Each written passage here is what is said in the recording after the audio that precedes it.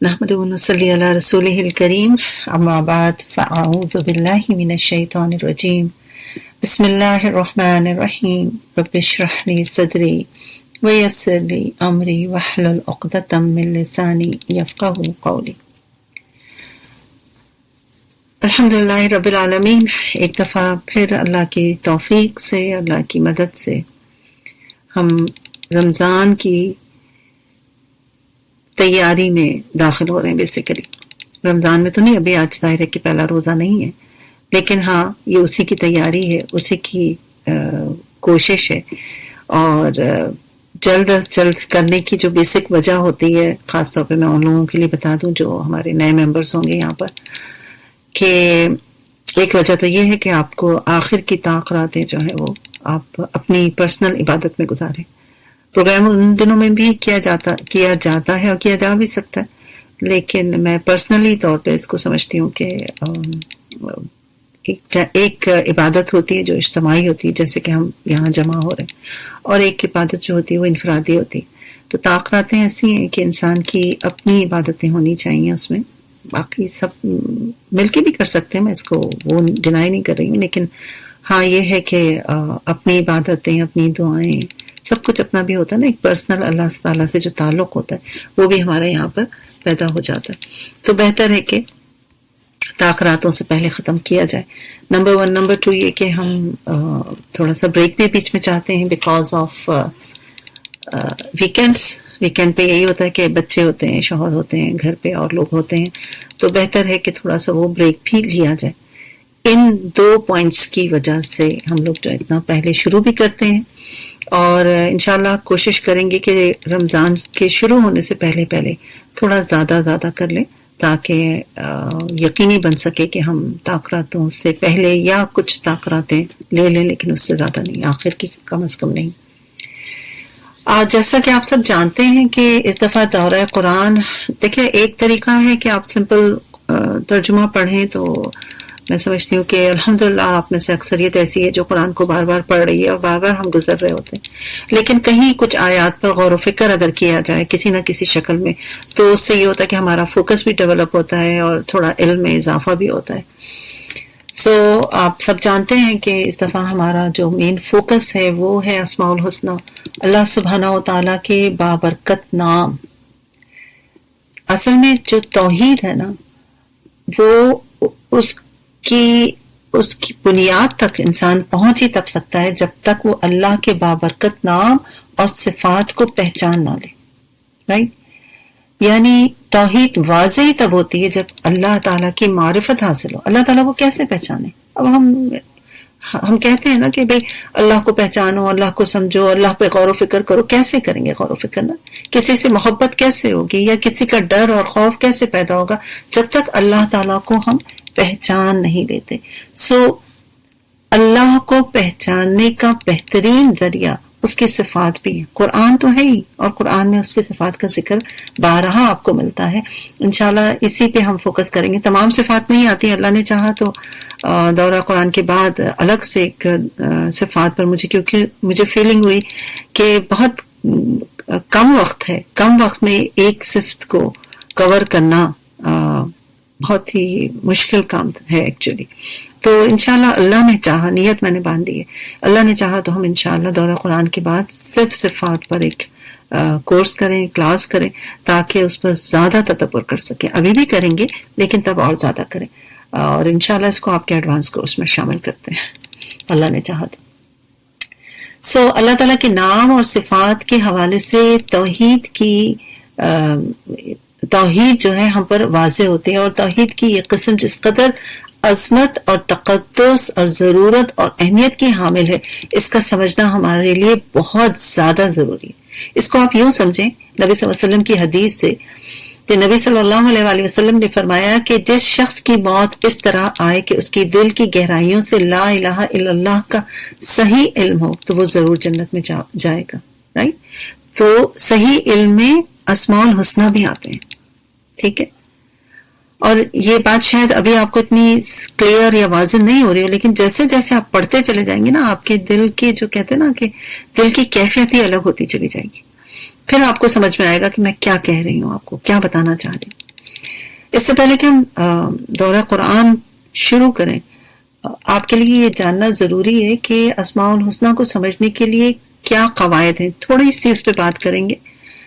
پہلا قاعدہ یہ ہے کہ یہ ایمان ہو کہ اللہ تعالیٰ کی اسماء و صفات موجود ہیں اور وہ سب کے سب بابرکت ہیں، اچھے اور پیارے ہیں. ٹھیک ہے، جیسے کہ سورہ اعراف میں ہم پڑھتے ہیں وَلِلَّهِ الْأَسْمَاءُ الْحُسْنَىٰ فَادْعُوهُ بِهَا، یعنی اللہ کے اچھے نام ہیں تو اس کو انہی ناموں سے پکارا جائے. سورہ اسراء میں بھی اللہ تعالیٰ فرماتے ہیں کہ اے پیغمبر کہہ دیجئے کہ تم اللہ کو اللہ کہہ کر پکارو یا رحمان کہہ کر، جس نام سے بھی پکارو اس کے تو سب نام ہی اچھے ہیں. رائٹ؟ تو ان آیات سے اللہ تعالیٰ کے ناموں کے موجود ہونے کا پتہ چلتا ہے. یہ پہلا ایمان ہے کہ اللہ تعالیٰ کے نام موجود ہیں. دوسرا قاعدہ یہ ہے کہ اللہ کے نام صرف وہی ہیں جو اللہ تعالیٰ نے خود بتائے یا اس کے رسول صلی اللہ علیہ وآلہ وسلم نے واضح کیا. اس کے اوپر اضافہ کرنے کی نہ تو گنجائش ہے، نہ ہم اس بارے میں سوچ سکتے ہیں اور نہ ہی ہمارے پاس اس کا کوئی علم ہے. گویا ہم اپنی طرف سے نہیں کوئی نام رکھ سکتے کہ ہائی مجھے یہ نام بہت اچھا لگتا ہے یہ اللہ کے لیے رکھ دیتی ہوں. نہیں، ہم نہیں کر سکتے ایسا. ٹھیک ہے، یہ دوسرا قاعدہ ہو گیا. تیسرا قاعدہ یہ ہے کہ قرآن و حدیث میں اللہ تعالیٰ کے جو نام ہیں ان کا مجموعہ کیا ہے؟ 99 نیمز ہے نا. اس کے بارے میں حضرت ابو ہریرہ سے روایت ہے کہ آپ صلی اللہ علیہ وآلہ وسلم نے فرمایا کہ بے شک اللہ تعالیٰ کی 99 نام ہیں، 99 نام ہیں، ایک کم 100. جو ان کی حفاظت کرے گا جنت میں داخل ہوگا. بے شک وہ وتر ہے، اور وتر کا مطلب ایک، اور وتر یعنی طاق کو پسند کرتا ہے، آڈ نمبرز کو کہا جاتا ہے ایکچولی. اچھا، چوتھا قاعدہ کیا ہے؟ چوتھا قاعدہ یہ ہے کہ اللہ تعالیٰ کے اسماء و صفات محض 99 کے عدد پر محدود نہیں ہیں. 99 نیمز اس کے ہمیں بتائے گئے ہیں، 99 نام ہمیں اس کے بتائے گئے ہیں، لیکن اس کے علاوہ بھی بہت سے نام ہیں اللہ کے جو کہ ہمیں بتائے نہیں گئے ہیں. ٹھیک ہے، یہ بات واضح ہونی چاہیے.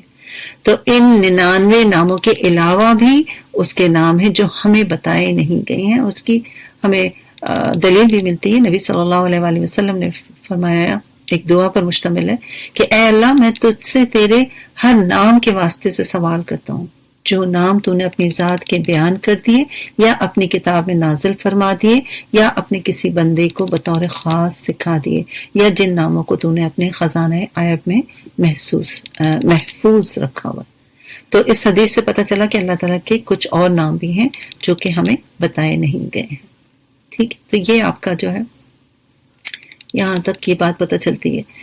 اچھا، دوسری اور اہم بات جو ہے وہ یہ ہے کہ اللہ تعالیٰ کی کسی بھی صفت کو ہم کسی کے ساتھ تشبیہ نہیں دے سکتے، کنیکٹ نہیں کر سکتے.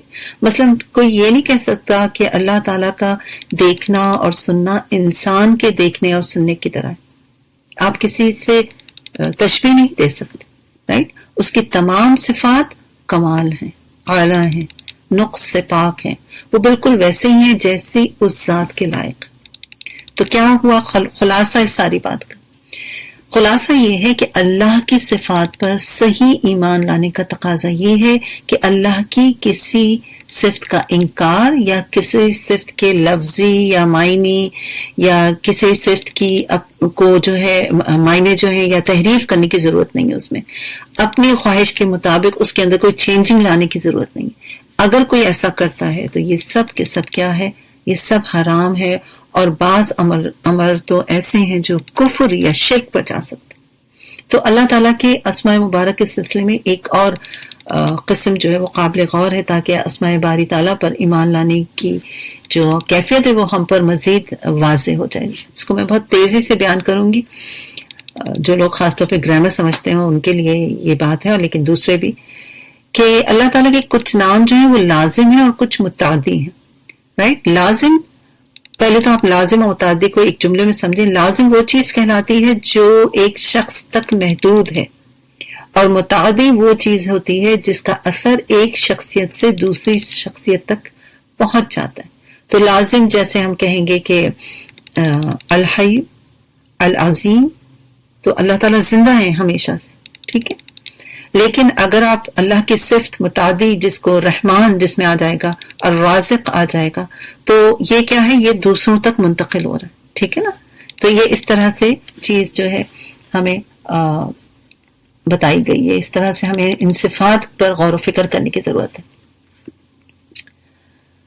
ایک حدیث میں نبی صلی اللہ علیہ وسلم نے فرمایا کہ بے شک اللہ کے 99 ایک کم 100 نام ہیں، جو شخص اس کو یاد کرے گا وہ جنت میں داخل ہوگا. اور یہ اس لیے کہ جو بھی ان ناموں کو یاد کرے گا اور بار بار پڑھتا رہے گا تو اس کا دل کس کی طرف متوجہ ہوگا؟ پھر اللہ کی طرف متوجہ ہوگا. ٹھیک ہے نا. حدیث تو بس اتنی ہے کہ بے شک اللہ کے 99 ایک کم 100 نام ہیں، جو شخص ان کو یاد کرے گا وہ جنت میں داخل ہوگا. ٹھیک ہے. لیکن اس کو جب ہم ریپیٹ کرتے رہیں گے بار بار تو ہمارا دل اللہ کی طرف متوجہ ہوگا، کیونکہ ہر نام سے اللہ کی کوئی نہ کوئی قدرت جو ہے وہ یا مہربانی جو ہے وہ ظاہر ہوتی ہے. اس لیے اس کا دل اللہ تعالیٰ کے لیے خالص ہوتا ہے. تو لہٰذا انشاءاللہ آج سے جو ہم ابھی انشاءاللہ شروع کرتے ہیں، جہاں جہاں پر اللہ تعالیٰ کی صفات آئیں گی ان صفات کو اپنے دل میں رکھیے، اور اس وقت بھی آپ چاہیں تو دعا کر سکتے ہیں، اور بعد میں بھی ان صفات کو دوہرا کر بار بار آپ جو ہے دعا کر سکتے ہیں. ٹھیک ہے. تو جب انسان اللہ کا نام بار بار لیتا ہے تو اللہ کے لیے وہ اس کا دل بھی خالص ہوتا ہے، اور پھر اس کے اعمال جو ہیں وہ بھی خالص ہونے لگتے ہیں. تو ساری بات کیا ہے کہ انسان کوشش کرے. انشاءاللہ اسی بات کو ذہن میں رکھتے ہوئے پہلے ہم اللہ تعالیٰ کے نام تھوڑا سا سنتے ہیں اور غور و فکر کریں، توجہ دیجئے. اس کو بس سننے کی حد تک نہ رکھیں کہ بس ایک جیسے سنا جا رہا، نہیں، آپ ایک ایک لفظ پر ایک ایک نام پر غور و فکر کریں. انشاءاللہ توجہ دیں اپنی. ٹھیک ہے. اس کے بعد انشاءاللہ ہم آگے بڑھتے ہیں. نسألك يا من هو الله الذي لا إله إلا هو الرحمن الرحيم المالك القدوس السلام المؤمن المهيمن العزيز الجبار المتكبر الخالق الباري المصور الغفار القهار الوهاب الرزاق الفتاح العليم القابض الباسط الخافض الرافع المعز المذل السميع البصير الحكم العدل اللطيف الخبير الحليم العظيم الغفور الشكور العلي الكبير الحفيظ المقيت الحسيب الجليل الكريم الرقيب المجيب الواسع الحكيم الودود المجيد البائس الشهيد الحق الوكيل القوي المتين الولي الحميد المحصي المبدي المعيد المحيي المميت الحي القيوم الواجد الماجد الواحد الصمد القادر المقتدر المقدم المؤخر الأول الآخر الظاهر الباطن الوالي المتعالي البر التواب المنتقم العفو الرؤوف مالك الملك ذو الجلال والإكرام المقسط الجامع الغني المغني المانع الدار النافع النور الهادي البديع الباقي الوارث الرشيد الصبور الذي ليس كمثله شيء وهو السميع البصير. چلیے انشاءاللہ شروع کرتے ہیں. رب اشرح لی صدری ویسر لی امری واحلل عقدۃ من لسانی یفقہوا قولی. اعوذ باللہ من الشیطان الرجیم. بسم اللہ الرحمن الرحیم. الحمد للہ رب العالمین الرحمن الرحیم مالک یوم الدین ایاک نعبد و ایاک نستعین اهدنا الصراط المستقیم صراط الذین انعمت علیہم غیر المغضوب علیہم ولا الضالین آمین. سورۃ الفاتحہ. سورہ فاتحہ مکی سورت ہے.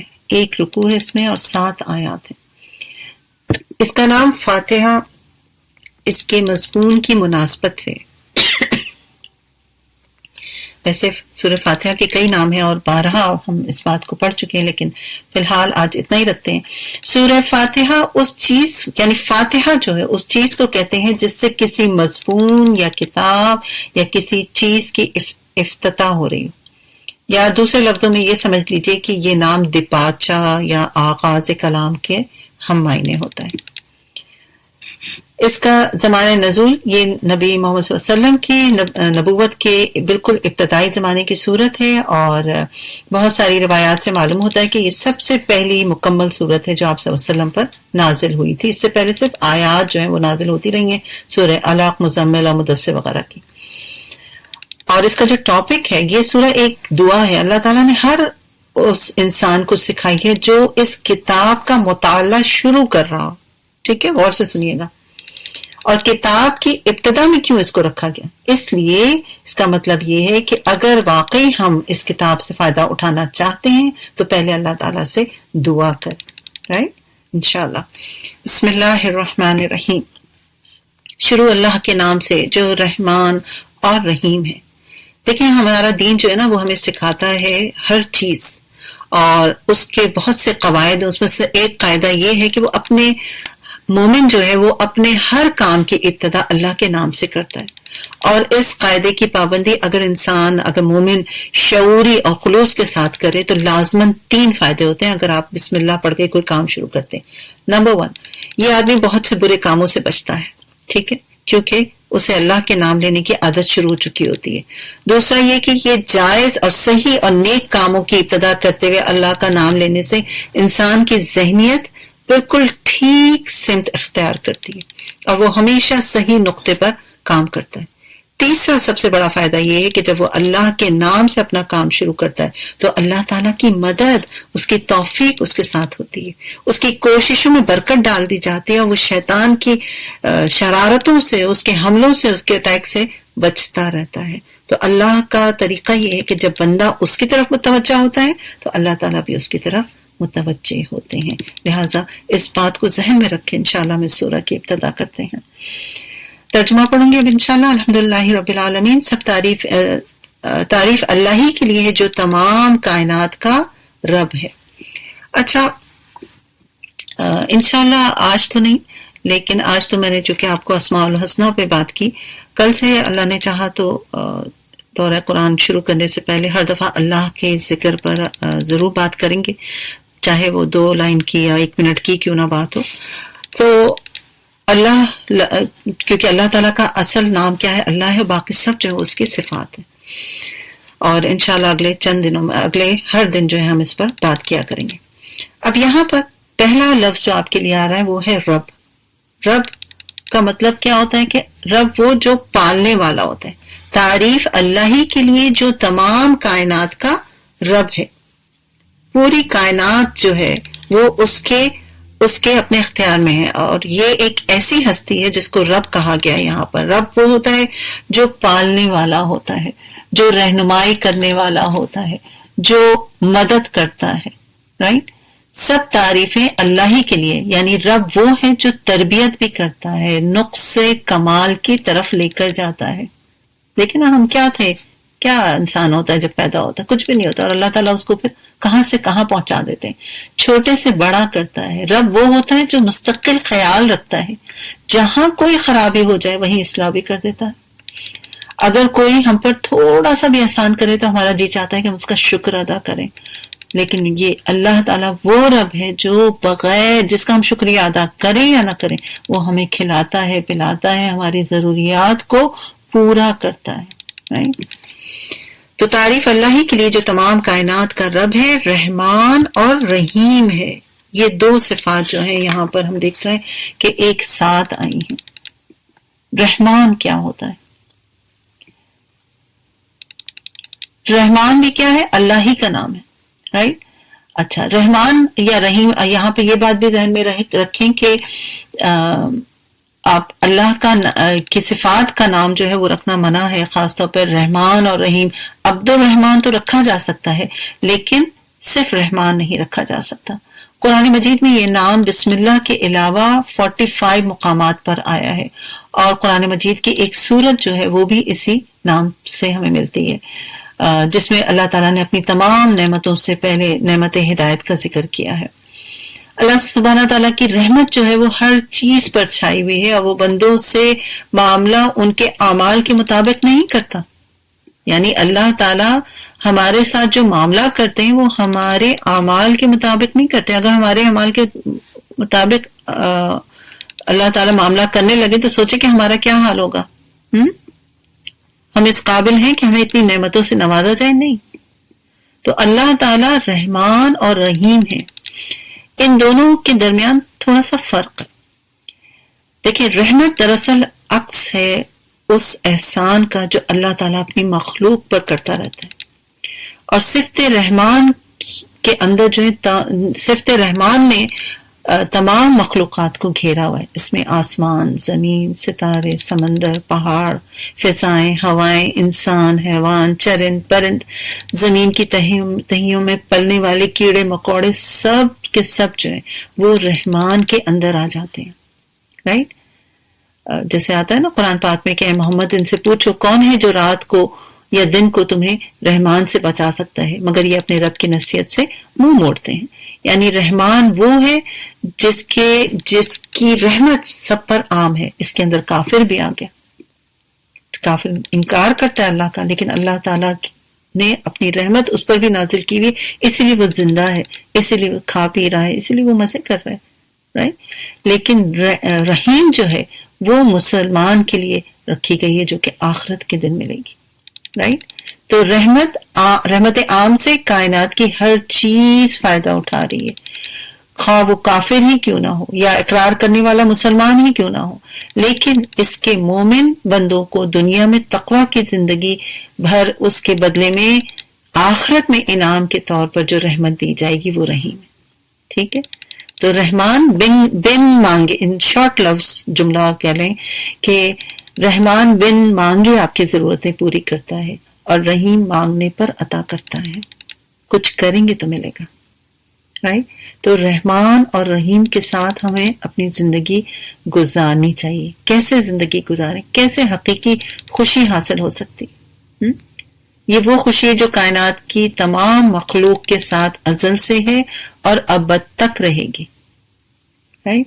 تو اس لیے اس کے بارے میں ابن قیم رحمۃ اللہ علیہ فرماتے ہیں کہ ایک حدیث ہے، پہلے وہ پڑھ کے سناتی ہوں۔ نبی صلی اللہ علیہ وسلم نے فرمایا کہ بے شک اللہ تعالیٰ نے زمین اور آسمان کو پیدا کرنے کے دن ایک کتاب لکھی، اور وہ اس کے پاس عرش کے اوپر ہے کہ بے شک میری رحمت میرے غصے پر سبقت لے گئی۔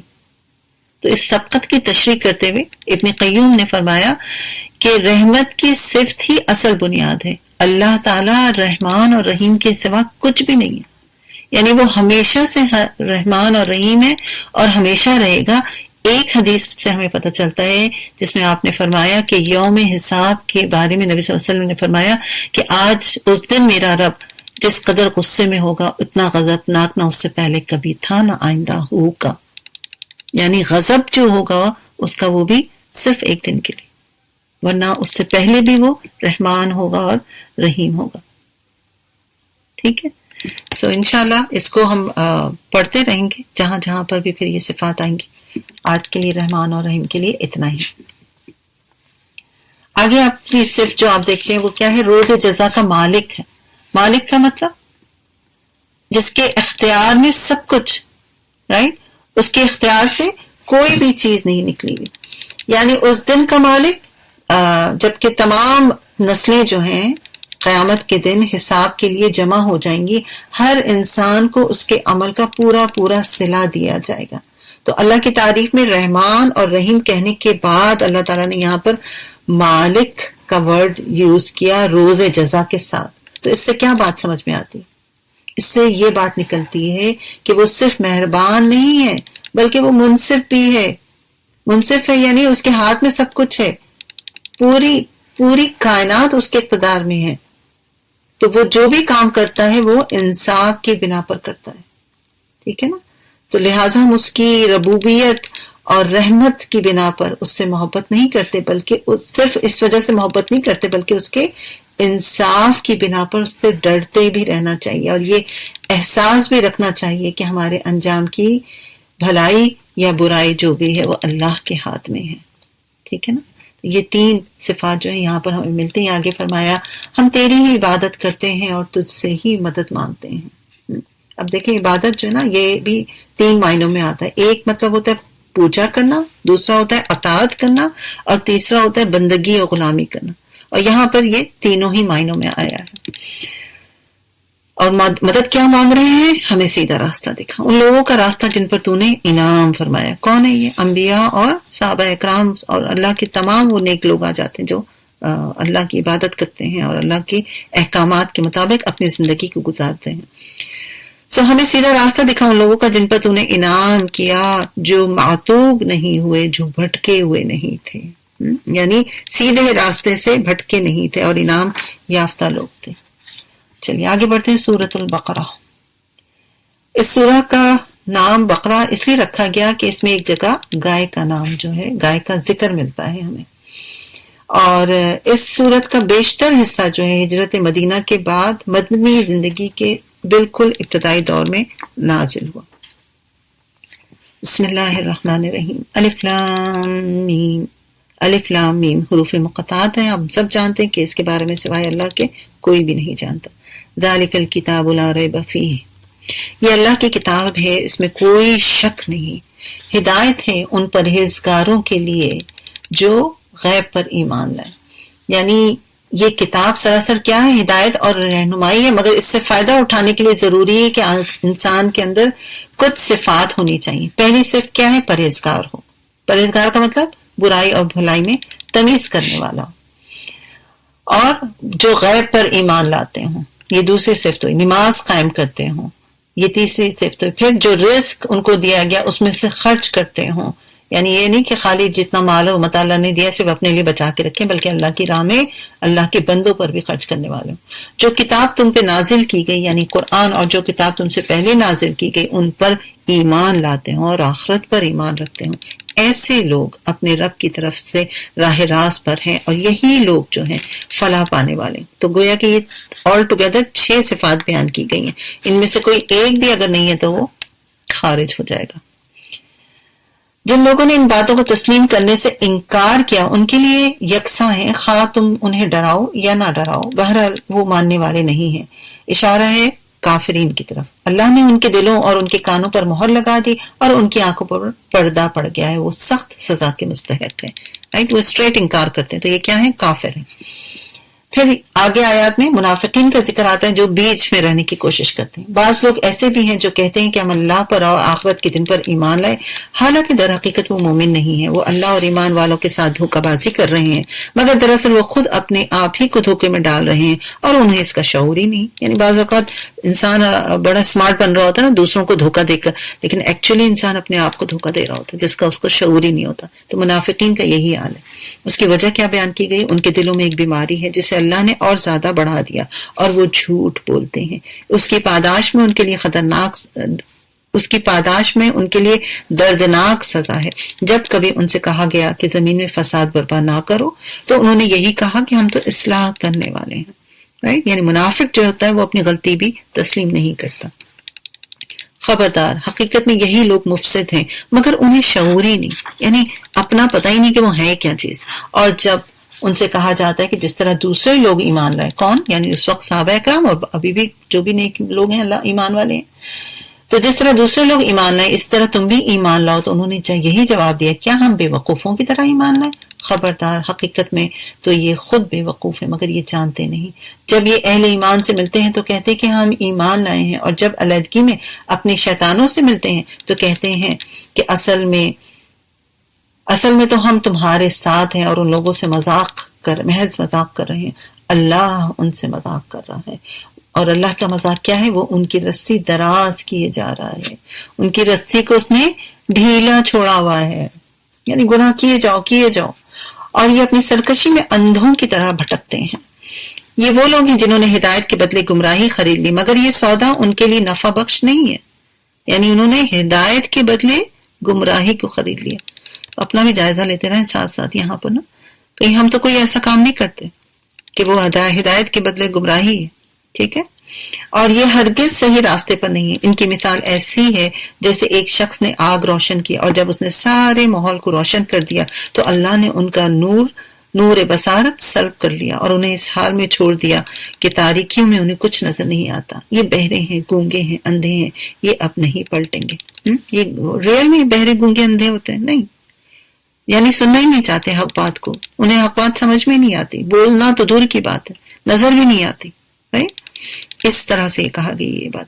یا پھر ان کی مثال یوں سمجھو کہ آسمان سے زور کی بارش ہو رہی ہے، اس کے ساتھ اندھیری گھٹا اور کڑک اور چمک بھی ہے. یہ بجلی کی کڑاکے سن کر اپنی جانوں کے خوف سے کانوں میں انگلیاں ٹھونس لیتے ہیں. اللہ ان منکرین حق کو ہر طرف سے گھیرے میں لیے ہوئے ہے. چمک سے ان کی حالت یہ ہو رہی ہے کہ گویا عنقریب بجلی ان کی بصارت اچک لے جائے گی.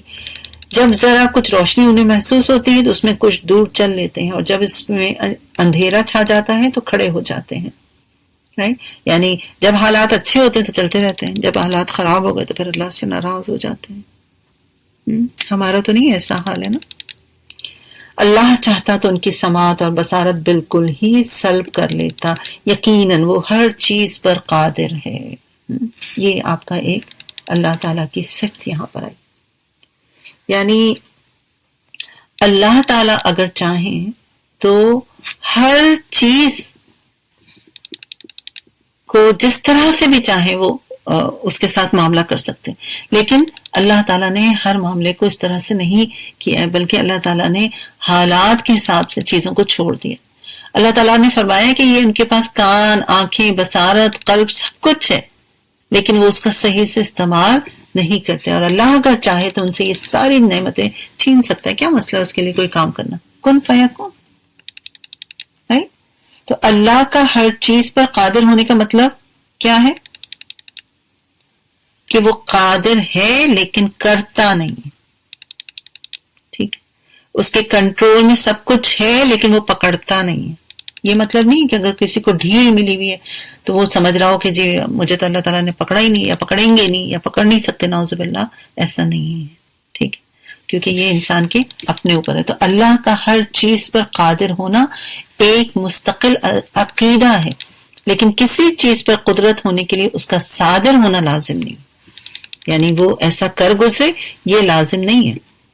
ٹھیک ہے نا، سمجھ میں یہ بات؟ یعنی وہ چاہے تو کر سکتا ہے لیکن وہ نہیں کرتا.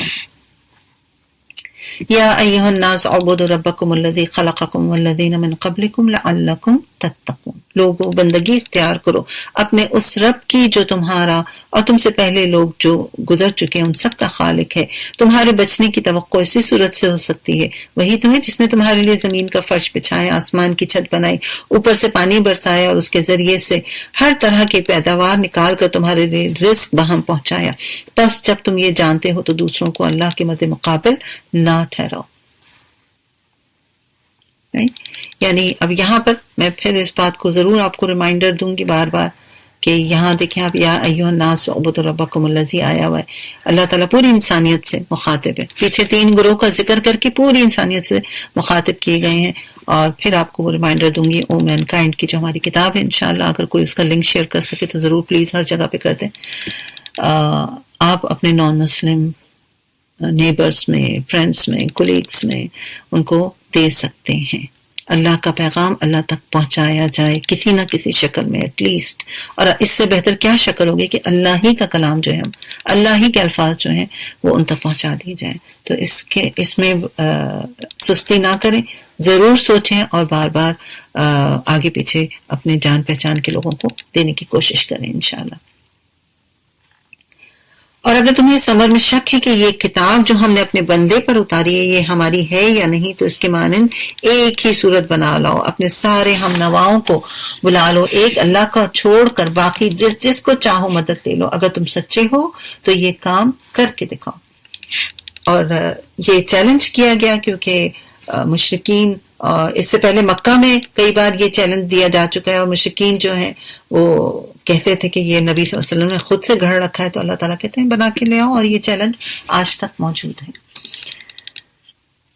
لیکن اگر تم نے ایسا نہ کیا, اور یقیناً تم ایسا نہیں کر سکتے, اللہ تعالیٰ نے خود ہی جواب بھی دے دیا, تو ڈرو اس آگ سے. کون سی آگ ہے؟ جس کا ایندھن بنیں گے انسان اور پتھر, جو مہیا کی گئی ہے منکرین حق کے لیے. اللہ اکبر. یعنی یہ ایک لطیف اشارہ ہے کہ وہاں صرف تم دوزخ کا ایندھن نہیں بنو گے, بلکہ وہ بت بھی ایندھن وہ بنیں گے جن کی یہ پوجا کرتے ہیں مشرکین, رائٹ. اور اے پیغمبر, جو لوگ اس کتاب پر ایمان لے آئے اس کے مطابق اپنے عمل درست کر لیں, انہیں خوشخبری دے دو کہ ان کے لیے ایسے باغات ہیں جن کے نیچے نہریں بہتی ہوں گی. ان باغوں کے پھل صورت میں دنیا کے پھلوں سے ملتے جلتے ہوں گے, یعنی سیم جیسے ہم یہاں کھاتے ہیں نا ویسے ہی ملیں گے. جب کوئی پھل انہیں کھانے کو دیا جائے گا تو وہ کہیں گے ایسے ہی پھل اس سے پہلے دنیا میں ہم کو دیے جاتے تھے. ان کے لیے وہاں پاکیزہ بیویاں ہوں گی, لیکن یہ پھل جو ہوں گے نا ان کا ٹیسٹ الگ ہی ہوگا, ٹھیک ہے, دنیاوی ٹیسٹ نہیں ہوگا, وہ ہم سوچ ہی نہیں سکتے. ان کے لیے وہاں پاکیزہ بیویاں ہوں گی اور وہاں وہ ہمیشہ رہیں گے. اور یہاں پر یہ زوج کا ورڈ جو ہے سب کے لیے آتا ہے, ٹھیک ہے نا, یعنی ظاہر شوہر بھی ہوں گے اور بیویاں بھی ہوں گی. ہاں اللہ اس سے ہرگز نہیں شرماتا کہ مچھر یا اس سے بھی حقیر تر چیز کی مثالیں دے.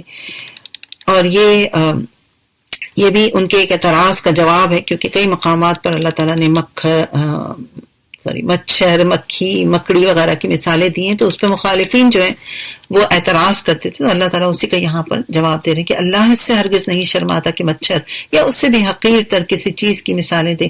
جو لوگ حق بات کو قبول کرنے والے ہیں وہ انہی مثالوں کو دیکھ کر جان لیتے ہیں کہ یہ حق ہے جو ان کے رب ہی کی طرف سے آیا ہے, اور جو ماننے والے نہیں وہ انہیں سن کر کہنے لگتے ہیں ایسی مثالوں سے اللہ کو کیا سروکار. یعنی جس کی نیت جو ہوتی نا وہ ویسے ہی پھر آیات کو بھی لیتا ہے. اسی طرح اللہ تعالیٰ ایک ہی بات سے بہتوں کو گمراہ کر دیتا ہے اور بہتوں کو راہ راست پر لے آتا ہے, رائٹ, راہ راہ دکھاتا ہے. یعنی ایسی مثال, کوئی مثال دے تو کچھ لوگ گمراہ ہو جاتے ہیں, یہ کیسی مثال ہے, یہ کیا مچھر کی بات کر رہا ہے اللہ تعالیٰ, اور کوئی جو پھر اس بات سے سمجھ جاتا ہے. اور گمراہی میں وہ انہی کو مبتلا کرتا ہے جو فاسق ہیں. ایسا نہیں کہ اللہ تعالیٰ خود سے مبتلا کر دیتے ہیں. جو فاسق ہے, فاسق کا مطلب کیا ہے؟ نافرمان, اطاعت کی حد سے نکل جانے والا, رائٹ. تو پتہ یہ چلا جیسی نیت ہوگی ویسے ہی اسی حساب سے پھر ہدایت بھی ملتی ہے.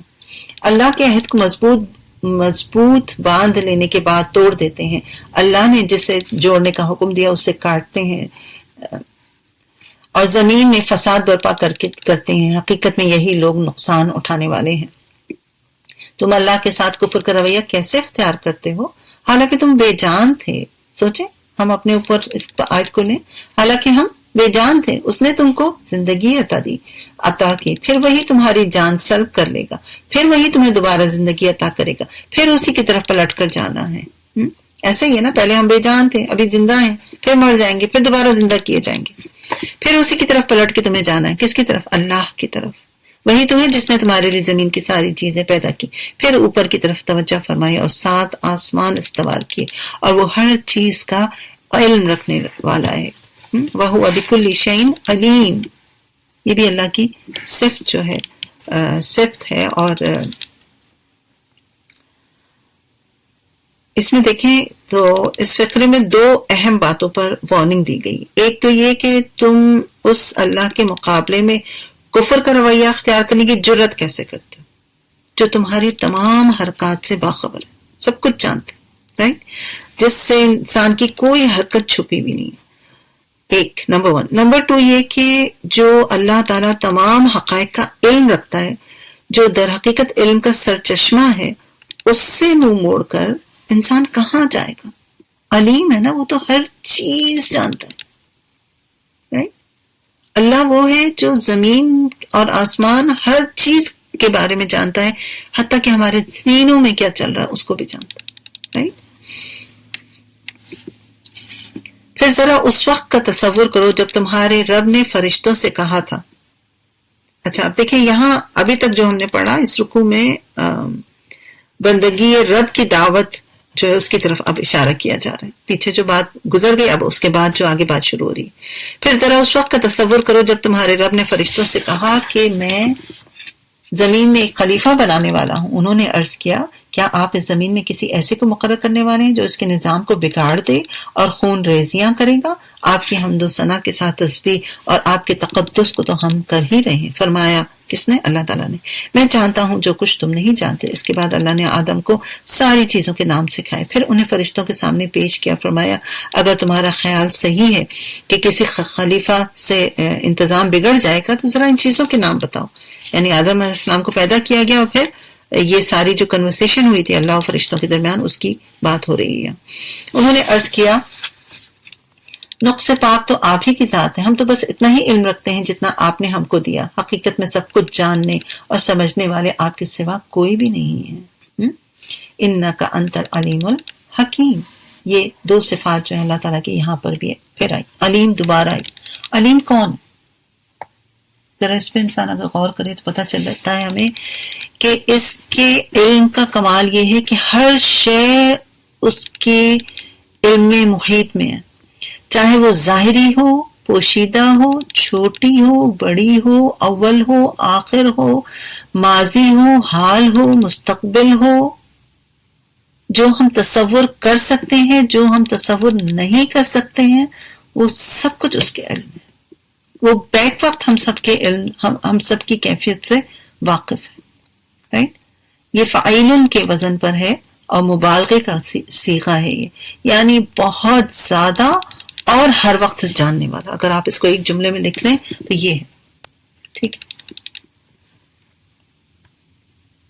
پھر اللہ تعالیٰ نے آدم سے کہا تم انہیں ان چیزوں کے نام بتاؤ. جب اس نے ان کو ان کے نام بتائے تو اللہ تعالیٰ نے فرمایا میں نے تم سے کہا نہ تھا کہ میں آسمانوں اور زمین کی وہ ساری حقیقتیں جانتا ہوں جو تم سے مخفی ہیں، اور جو کچھ تم ظاہر کرتے ہو وہ بھی مجھے معلوم ہے، اور جو کچھ تم چھپاتے ہو اسے بھی میں جانتا ہوں. رائٹ؟ علیم یہاں پر بھی واضح ہو رہا ہے.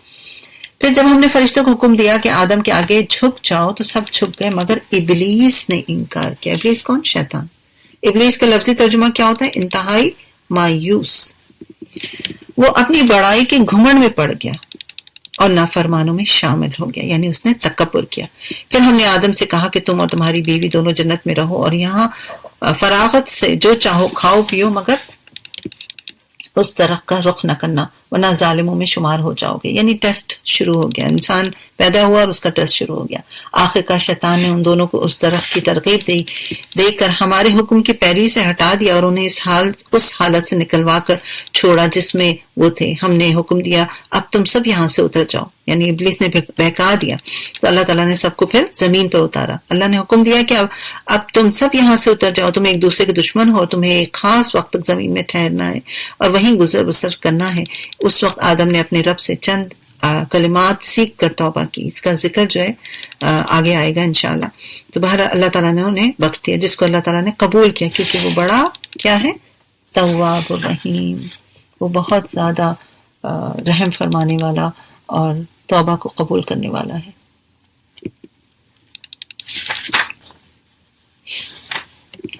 تواب کا مطلب کیا ہوتا ہے؟ بہت زیادہ توبہ کرنے والا. ٹھیک ہے. اور اللہ کے لیے جب یہ ورڈ استعمال ہوتا ہے تو اس کا مطلب کہ توبہ کو قبول کرنے والا. ایک حدیث میں نبی صلی اللہ علیہ وسلم نے فرمایا کہ تمہارا رب بڑا رحیم ہے. یہاں پر رحیم کا بھی ورڈ ہے نا، تو اس لیے میں اس کو بھی تھوڑا ایکسپلین کروں گی. تمہارا رب بڑا رحیم ہے، اگر کوئی نیکی کا ارادہ کرتا ہے تو اسے کاؤنٹ نہیں کرتا. رائٹ؟ اللہ تعالیٰ صرف ارادے پر اس کا ثواب لکھ دیتے ہیں. پھر اگر وہ نیکی کر لیتا ہے تو اللہ تعالیٰ 10 سے 700 گنا تک اجر دیتا ہے، بلکہ اس سے بھی زیادہ اجر لکھ دیا جاتا ہے. اگر کوئی گناہ کا ارادہ کرتا ہے تو اس کو نہیں وہ حساب کرتا یا گرانتا، یعنی کہ کاؤنٹ کرتا. میں ایزی ورڈ میں بول رہی ہوں. اور تو اس کو وہ نہیں لکھتا، اور اس کے نہ کرنے پر بھی اگر کوئی ارادہ کرے اور نہیں کرے تو اس پر نیکی کا ثواب لکھ دیا جاتا ہے. کتنی خوبصورت بات لگتی ہے یہ، رائٹ؟ اور اگر کر لیتا ہے تو اس کے کرنے پر صرف ایک گناہ لکھا جاتا ہے. اس سے ہمیں اپنے رب کی رحمت کا پتہ چلتا ہے، رائٹ؟ اس کے کرنے پر صرف ایک گناہ لکھا جاتا ہے، اور اگر وہ رک جاتا ہے دوبارہ واپس چلا جاتا ہے تو اللہ تعالیٰ اس کو مٹا بھی دیتا ہے. یہ ہے رحیم رحمان. آگے دیکھتے ہیں آیت 29 میں آئیے. ہم نے کہا تم سب یہاں سے اتر جاؤ، پھر جو میری طرف سے کوئی ہدایت تمہارے پاس پہنچے تو جو لوگ میری ہدایت کی پیروی کریں ان کے لیے کسی خوف اور رنج کا موقع نہیں ہوگا، اور جو اس کو قبول کرنے سے انکار کریں گے اور ہماری آیات کو جھٹلائیں گے وہ آگ میں جانے والے ہیں جہاں وہ ہمیشہ رہیں گے. یا بنی اسرائیل اذکروا نعمتی التی انعمت علیکم واوفوا بعہدی اوفی بعہدکم وایای فارہبون. اے بنی اسرائیل، ذرا خیال کرو میری اس نعمت کا جو میں نے تم کو عطا کی تھی. میرے ساتھ تمہارا جو عہد تھا اسے تم پورا کرو، تو میرا جو عہد تمہارے ساتھ تھا اسے میں پورا کروں گا، اور مجھے سے ڈرتے رہو. اور میں نے جو کتاب بھیجی اس پر ایمان لاؤ، اور اس کتاب کی تائید میں ہے جو تمہارے پاس پہلے سے موجود تھی، لہٰذا سب سے پہلے تم ہی اس کے انکاری نہ بن جانا. تھوڑی قیمت میں میری آیات کو نہ بیچ ڈالو اور میرے غضب سے بچو. آیات کو کیسے بیچا جا سکتا ہے؟ یعنی اس کو اس کی تفسیر بدل دی جائے، اس کا معنی بدل دیا جائے، رائٹ؟ غلط فتویٰ دے دیا جائے. باطل کا رنگ چڑھا کر حق کو مشتبہ نہ بناؤ، رائٹ؟ یعنی غلط بات کر کے اس کو اللہ سے منسوب نہ کیا جائے یا کتابوں سے منسوب نہ کیا جائے، اللہ کی کتاب سے منسوب نہ کیا جائے. اور ظاہر بنی اسرائیل کی بات ہو رہی ہے تو ان کی طرف اشارہ ہے، ورنہ یہ کہ یہ ہم سب کے لیے. تو باطل کا رنگ چڑھا کر حق کو مشتبہ نہ بناؤ، نہ جانتے بوجھتے حق کو چھپانے کی کوشش کرو. نماز قائم کرو، زکوٰۃ دو، اور جو لوگ میرے آگے جھک رہے ہیں ان کے ساتھ تم بھی جھک جاؤ. تم دوسروں کو تو نیکی کا راستہ اختیار کرنے کے لیے کہتے ہو مگر اپنے آپ کو بھول جاتے ہو، حالانکہ تم کتاب کی تلاوت کرتے ہو. کیا تم عقل سے کام ہی نہیں لیتے؟ صبر اور نماز سے مدد لو. ہمارے لیے ہے نا یہ بات، ہمارے لیے بھی ہے نا. ایسا تو نہیں ہے کیونکہ انسان کوشش تو کرے نا، کوشش کر کے بھی فیل ہو رہا ہے تو وہ ایک الگ بات ہے، لیکن کوئی کوشش ہی نہیں کر رہا، کوئی ایفرٹ ہی نہیں لگا رہا، اور دوسروں کو جو ہے حکم بھی دے رہا ہوں اور دوسروں پر باتیں بھی بنا رہا ہوں، تو یہ عمل جو ہے کرنے سے منع کیا گیا ہے. یہ فرمایا گیا کہ اور صبر اور نماز سے مدد حاصل کرو. یعنی اگر تمہیں نیکی کے راستے میں چلنے میں دشواری ہو رہی ہے تو اس دشواری کا کیا علاج ہے؟ صبر اور نماز. ان دو چیزوں سے انسان کو وہ طاقت ملتی ہے جس سے راستہ آسان ہو جاتا ہے. صبر کے لغوی معنی کیا ہوتے ہیں؟ روکنے اور باندھنے کے، اور اس سے مراد ارادے کی وہ مضبوطی ہے یا عزم کی وہ پختگی ہے جو خواہشات نفس کو کنٹرول میں رکھتی ہے. ٹھیک ہے نا؟ تو یہاں پہ مجھے ایسے ہی یاد آ گیا کہ جیسے اگر آپ اپنی تجوید کو بہتر کرنا چاہتے ہیں، اپنے کسی بھی علم کو اور بڑھانا چاہتے ہیں تو اس کے لیے کس چیز کی ضرورت ہے؟ صبر کی، رائٹ؟ ابھی آپ اسٹک ہو کر بیٹھے ہوئے ہیں تو یہ کیا ہے؟ یہ صبر ہی تو ہے، رائٹ؟ اسی طرح کوئی بھی کام انشاءاللہ. اور صلاح کیا ہے؟ دعا ہے. دعا کرے انسان، نماز پڑھے اور دعا کرے. صبر اور نماز سے مدد لو. بے شک نماز ایک سخت مشکل کام ہے مگر ان فرما بردار بندوں کے لیے مشکل نہیں ہے جو سمجھتے ہیں کہ آخرکار انہیں اپنے رب سے ملنا اور اسی کی طرف لوٹنا ہے. اے بنی اسرائیل، یاد کرو میری اس نعمت کو جس سے میں نے تمہیں نوازا تھا، اور اس بات کو کہ میں نے تمہیں دنیا کی ساری قوموں پر فضیلت عطا کی. اور ڈرو اس دن سے جب کوئی کسی کے ذرا کام نہیں آئے گا، نہ کسی کی طرف سے سفارش قبول ہوگی، نہ کسی کو فدیہ دے کر چھوڑا جائے گا، اور نہ مجرموں کو کہیں سے مدد ملے گی. تو بنی اسرائیل کے بگاڑ کی ایک بہت بڑی وجہ کیا تھی؟ آخرت کے متعلق ان کے عقائد جو ہیں وہ خراب ہو رہے تھے، اس لیے انہیں وارن کیا جا رہا ہے بار بار. یاد کرو وہ وقت جب ہم نے تم کو فرعونیوں کی غلامی سے نجات بخشی. انہوں نے تمہیں سخت عذاب میں مبتلا کر رکھا تھا، تمہارے لڑکوں کو ذبح کرتے اور تمہاری لڑکیوں کو زندہ رہنے دیتے، اور اس حالت میں تمہارے رب کی طرف سے تمہاری بڑی آزمائش تھی. یاد کرو وہ وقت جب ہم نے سمندر پھاڑ کر تمہارے لیے راستہ بنایا، پھر اس میں سخت بخیریت گزرو، پھر اس میں سے تمہیں بخیریت گزروا دیا، یعنی کہ وہ کراس کروایا، پھر وہیں تمہاری آنکھوں کے سامنے فرعونیوں کو غرق کر دیا. تو آپ میں سے اکثریت جو ہے یہ سب چیزیں پڑھ چکے ہیں کہ کس طرح اللہ تعالیٰ نے بنی اسرائیل کو فرعون سے بچایا تھا، رائٹ، کہ وہ سمندر ان لوگوں نے پار کر لیا، موسیٰ علیہ السلام نے دعا کی اور سمندر میں ایک برج بن گیا، اور جب وہ فرعون وہاں پر وہ بھی انہوں نے کہا کہ اب تو برج بن گیا ہم بھی چلتے ہیں، جب وہ بیچ میں ساری قوم اس کی پہنچ گئی تو ان کو غرق کر دیا گیا، تو ان کی آنکھوں کو ایک ٹھنڈک پہنچی. آپ سوچیں نا، دشمن آنکھوں کے سامنے ڈوب رہا ہو، مر رہا ہو، تو کیسی ٹھنڈک پہنچے گی انسان کو. تو اسی کا یہاں ذکر ہے.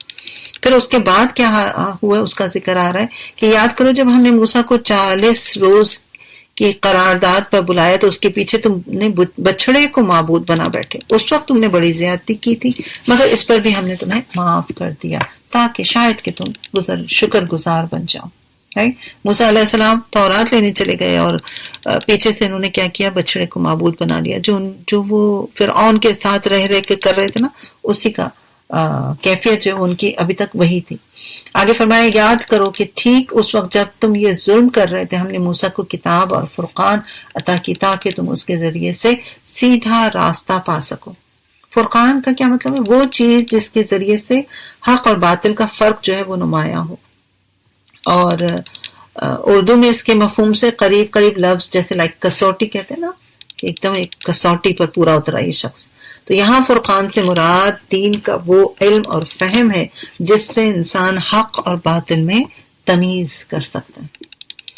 آگے فرمایا یاد کرو جب موسیٰ یہ نعمت لیے ہوئے پلٹا تو اس نے اپنی قوم سے کہا کہ لوگوں تم نے بچڑے کو معبود بنا کر اپنے اوپر سخت ظلم کیا ہے، لہٰذا تم لوگ اپنے خالق کے حضور توبہ کرو اور اپنی جانوں کو ہلاک کرو، اسی میں تمہارے خالق کے نزدیک تمہاری بہتری ہے. اس وقت تمہارے خالق نے تمہاری توبہ قبول کر لی کہ وہ بڑا معاف کرنے والا اور رحم فرمانے والا ہے. تواب الرحیم آپ کا یہ پھر یہاں پر ہمیں ملتا ہے کہ اللہ تعالیٰ بہت زیادہ معاف کرنے والے اور بہت زیادہ رحم اور کرم کرنے والے ہیں. right?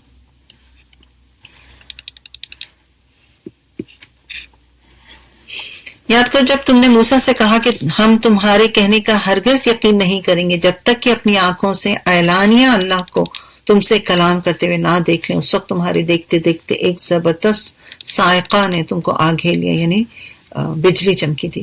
تم بے جان ہو کر گر چکے تھے مگر پھر ہم نے تم کو جلا اٹھایا، یعنی زندہ کر دیا. شاید کہ اس احسان کے بعد تم شکر گزار بن جاؤ. تو یہ اشارہ جس واقعے کی طرف ہے اس کی تفصیل یہ کہ 40 روز کی قرارداد سے جب موسیٰ علیہ السلام طور سے واپس آئے تو آپ کو حکم ہوا تھا کہ اپنے ساتھ بنی اسرائیل کے 70 نمائندے بھی لے کر آئیں. تو اس وقت انہوں نے یہ فرمائش کی کہ ہمیں بھی اللہ کو دیکھنا ہے.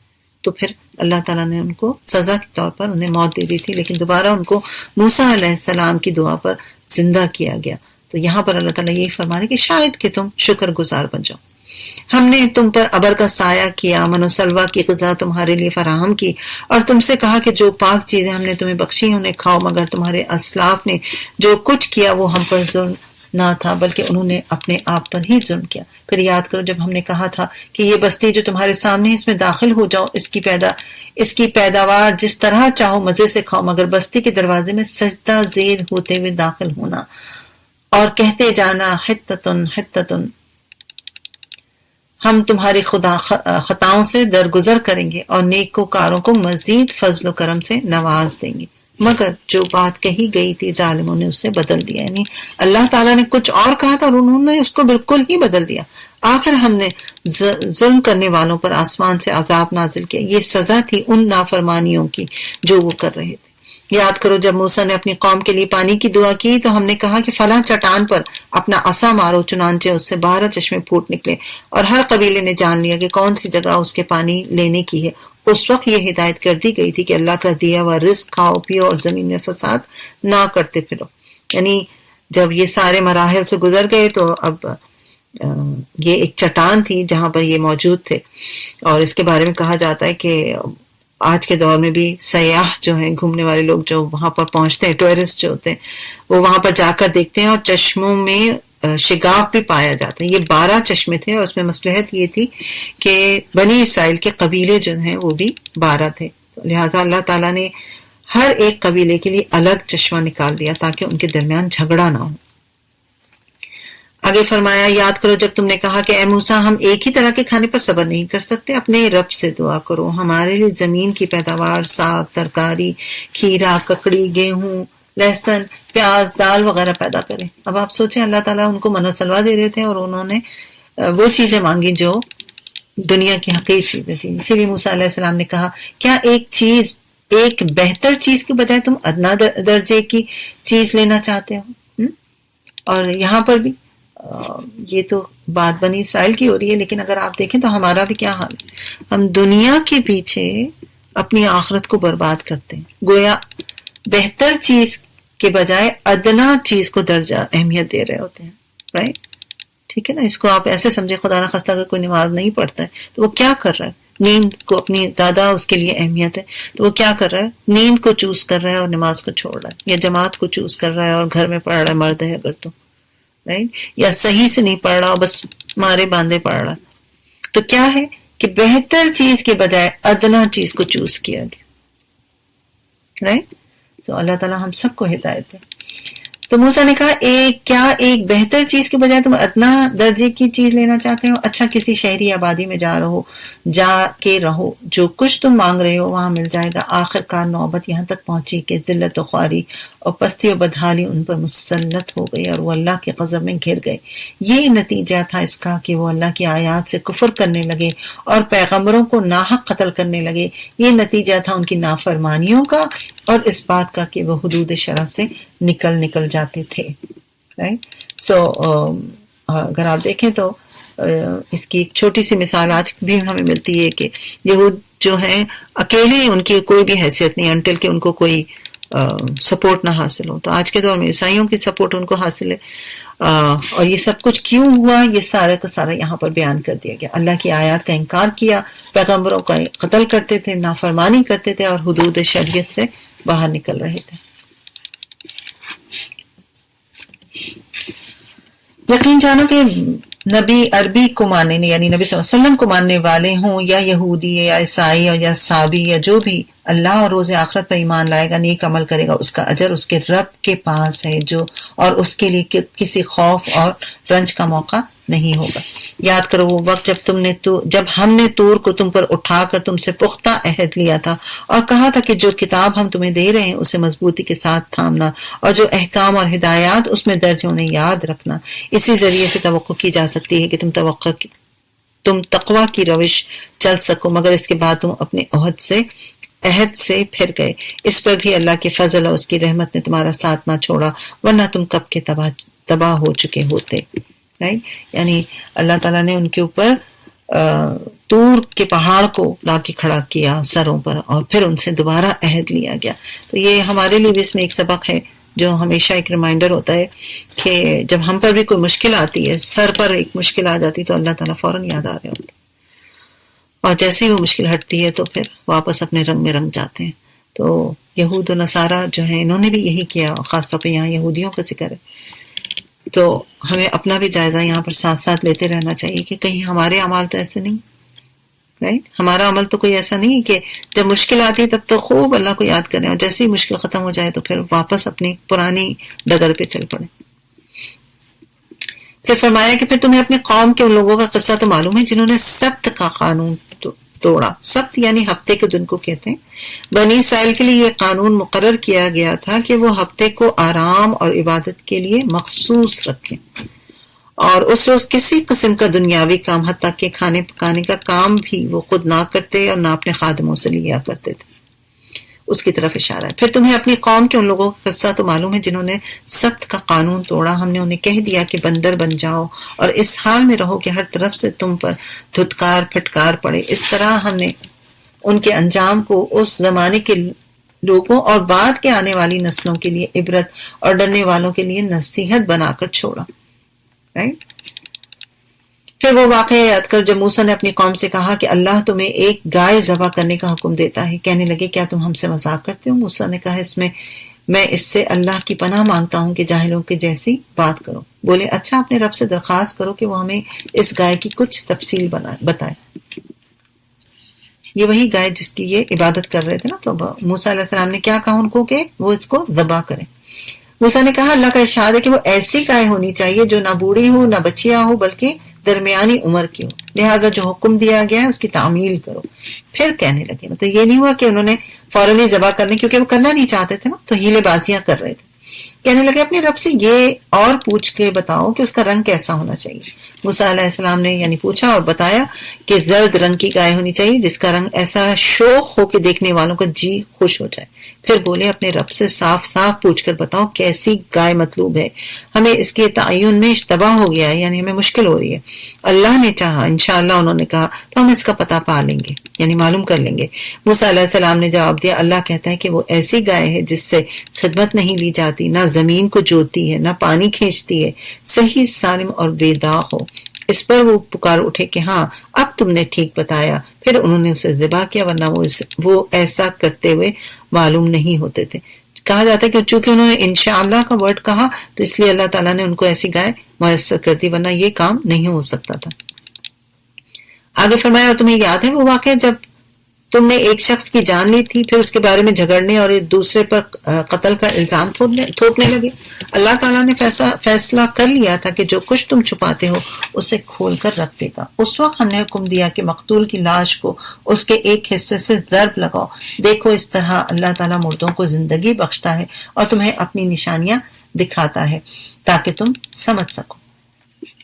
اچھا، یہاں پر ایک واقعہ ہے کہ اس میں ایک شخص جو ہے وہ مر گیا تھا اور سمجھ میں نہیں آ رہا تھا کہ اس کا قاتل کون ہے، تو اللہ تعالیٰ نے کہا کہ اب اس گائے کا گوشت جو ہے اس کا ایک حصہ جو ہے اس شخص پہ مارو تو وہ زندہ ہو کر تمہیں اپنے قاتل کا نام جو ہے وہ بتا دے گا، اور ایسا ہی ہوا۔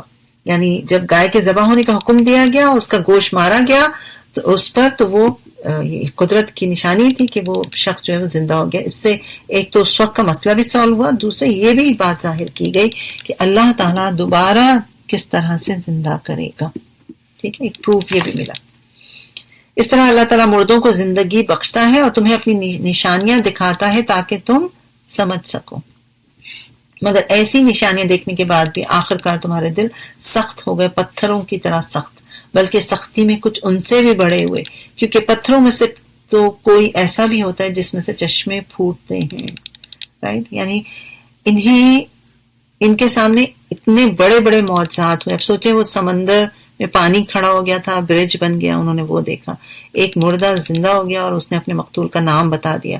اتنے بڑے بڑے واقعات ہوئے، لیکن اس کے باوجود وہ ان کے اعمال جو ہیں وہ صحیح نہیں تھے، تو اللہ تعالیٰ نے ان کے دلوں کو تشبیہ دی کس سے؟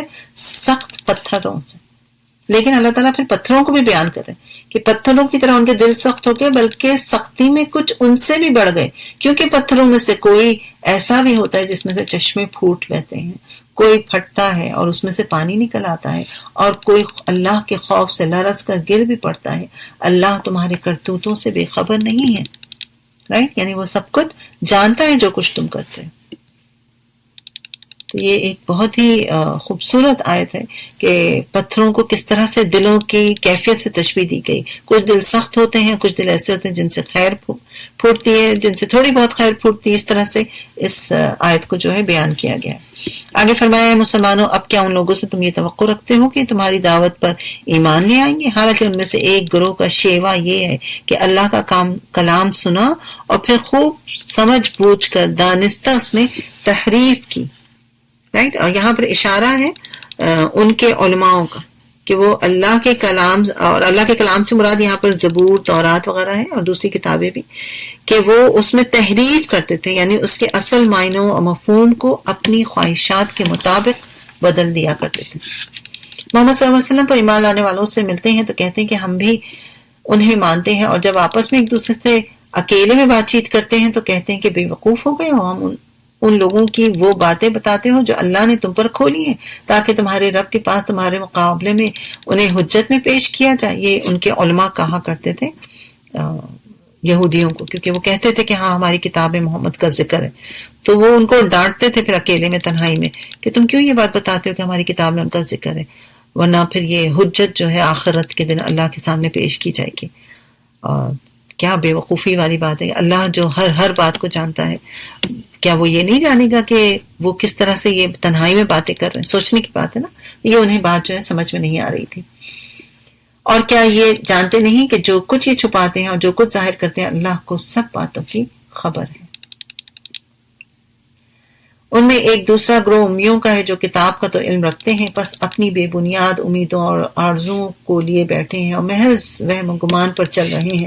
بس ہلاکت اور تباہی ان لوگوں کے لیے جو اپنے ہاتھوں سے یہ کام کرتے ہیں، جو اپنے ہاتھوں سے یہ ساری چیزیں لکھتے ہیں، پھر لوگوں سے کہتے ہیں کہ یہ اللہ کے پاس سے آیا ہوا ہے تاکہ اس کے معاوضے میں تھوڑا سا فائدہ حاصل کر لیں۔ یعنی کتاب میں تبدیلی کرتے اور کہتے کہ یہ اللہ کی طرف سے، ٹھیک ہے۔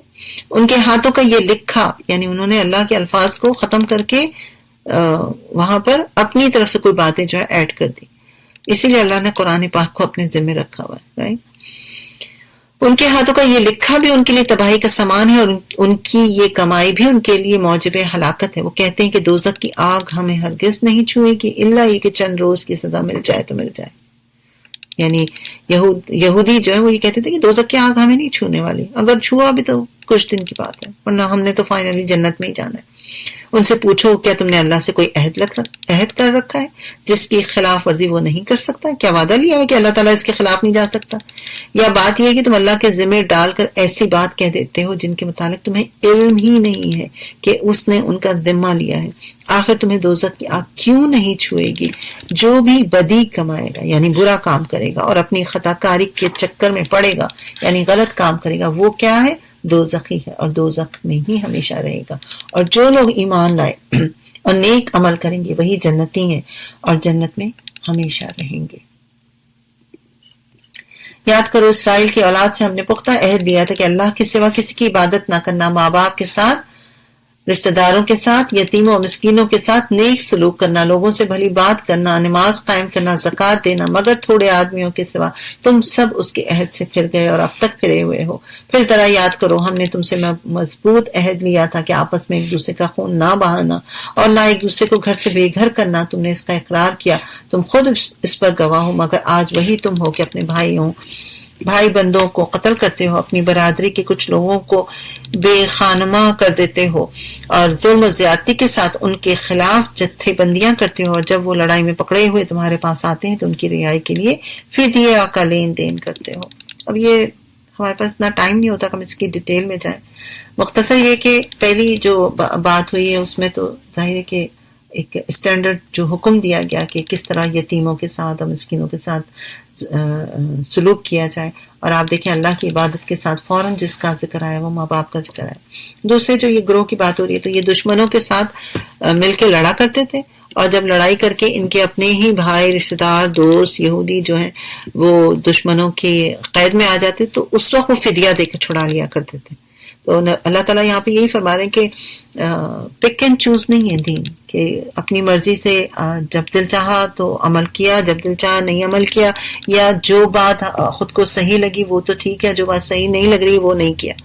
آج امت مسلمہ کا بھی یہی حال ہے نا، پک اینڈ چوز ہوئے ہیں، پوری شریعت پہ عمل نہیں کر رہے ہوتے، تھوڑے حصے پہ عمل کرتے ہیں اور باقی حصے کو چھوڑ دیتے ہیں، رائٹ؟ یا جب دل چاہتا ہے تو عمل کرتے ہیں، جب دل چاہتا ہے تو چھوڑ دیتے ہیں۔ اس کی اجازت نہیں ہے۔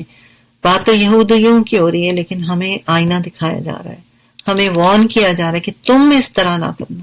سوچنے کی بات ہے نا کہ آخر یہودیوں کا کیوں ذکر کیا گیا؟ ابتدائی قرآن میں ہی ان کا ذکر آ رہا ہے، پہلی ہی سورہ فاتحہ کے بعد سب سے بڑی سورہ بقرہ میں جو کہ سیکنڈ نمبر پر ہے ان کا ذکر کیا جا رہا ہے۔ تو اس کے پیچھے حکمت یہ ہے کہ ہم ایسے کام نہ کریں۔ اللہ سے دعا کریں کہ اللہ تعالی ہم سب کو ہدایت پر رکھے اور پوری شریعت پر عمل کرنے کی کوشش دے۔ کم از کم اتنا تو کریں جتنی ہمارے اندر طاقت ہے، ہم اپنی طاقت کی حد تک بھی نہیں کرتے، ٹھیک ہے؟ کیونکہ اللہ تعالیٰ تو کوششیں دے گا، تعالیٰ ہم سب کو ہدایت پر رکھے اور پوری شریعت پر عمل کرنے کی کوشش دے۔ کم از کم اتنا تو کریں جتنی ہمارے اندر طاقت ہے، ہم اپنی طاقت کی حد تک بھی نہیں کرتے، ٹھیک ہے؟ کیونکہ اللہ تعالیٰ تو کوششیں دیکھتا ہے۔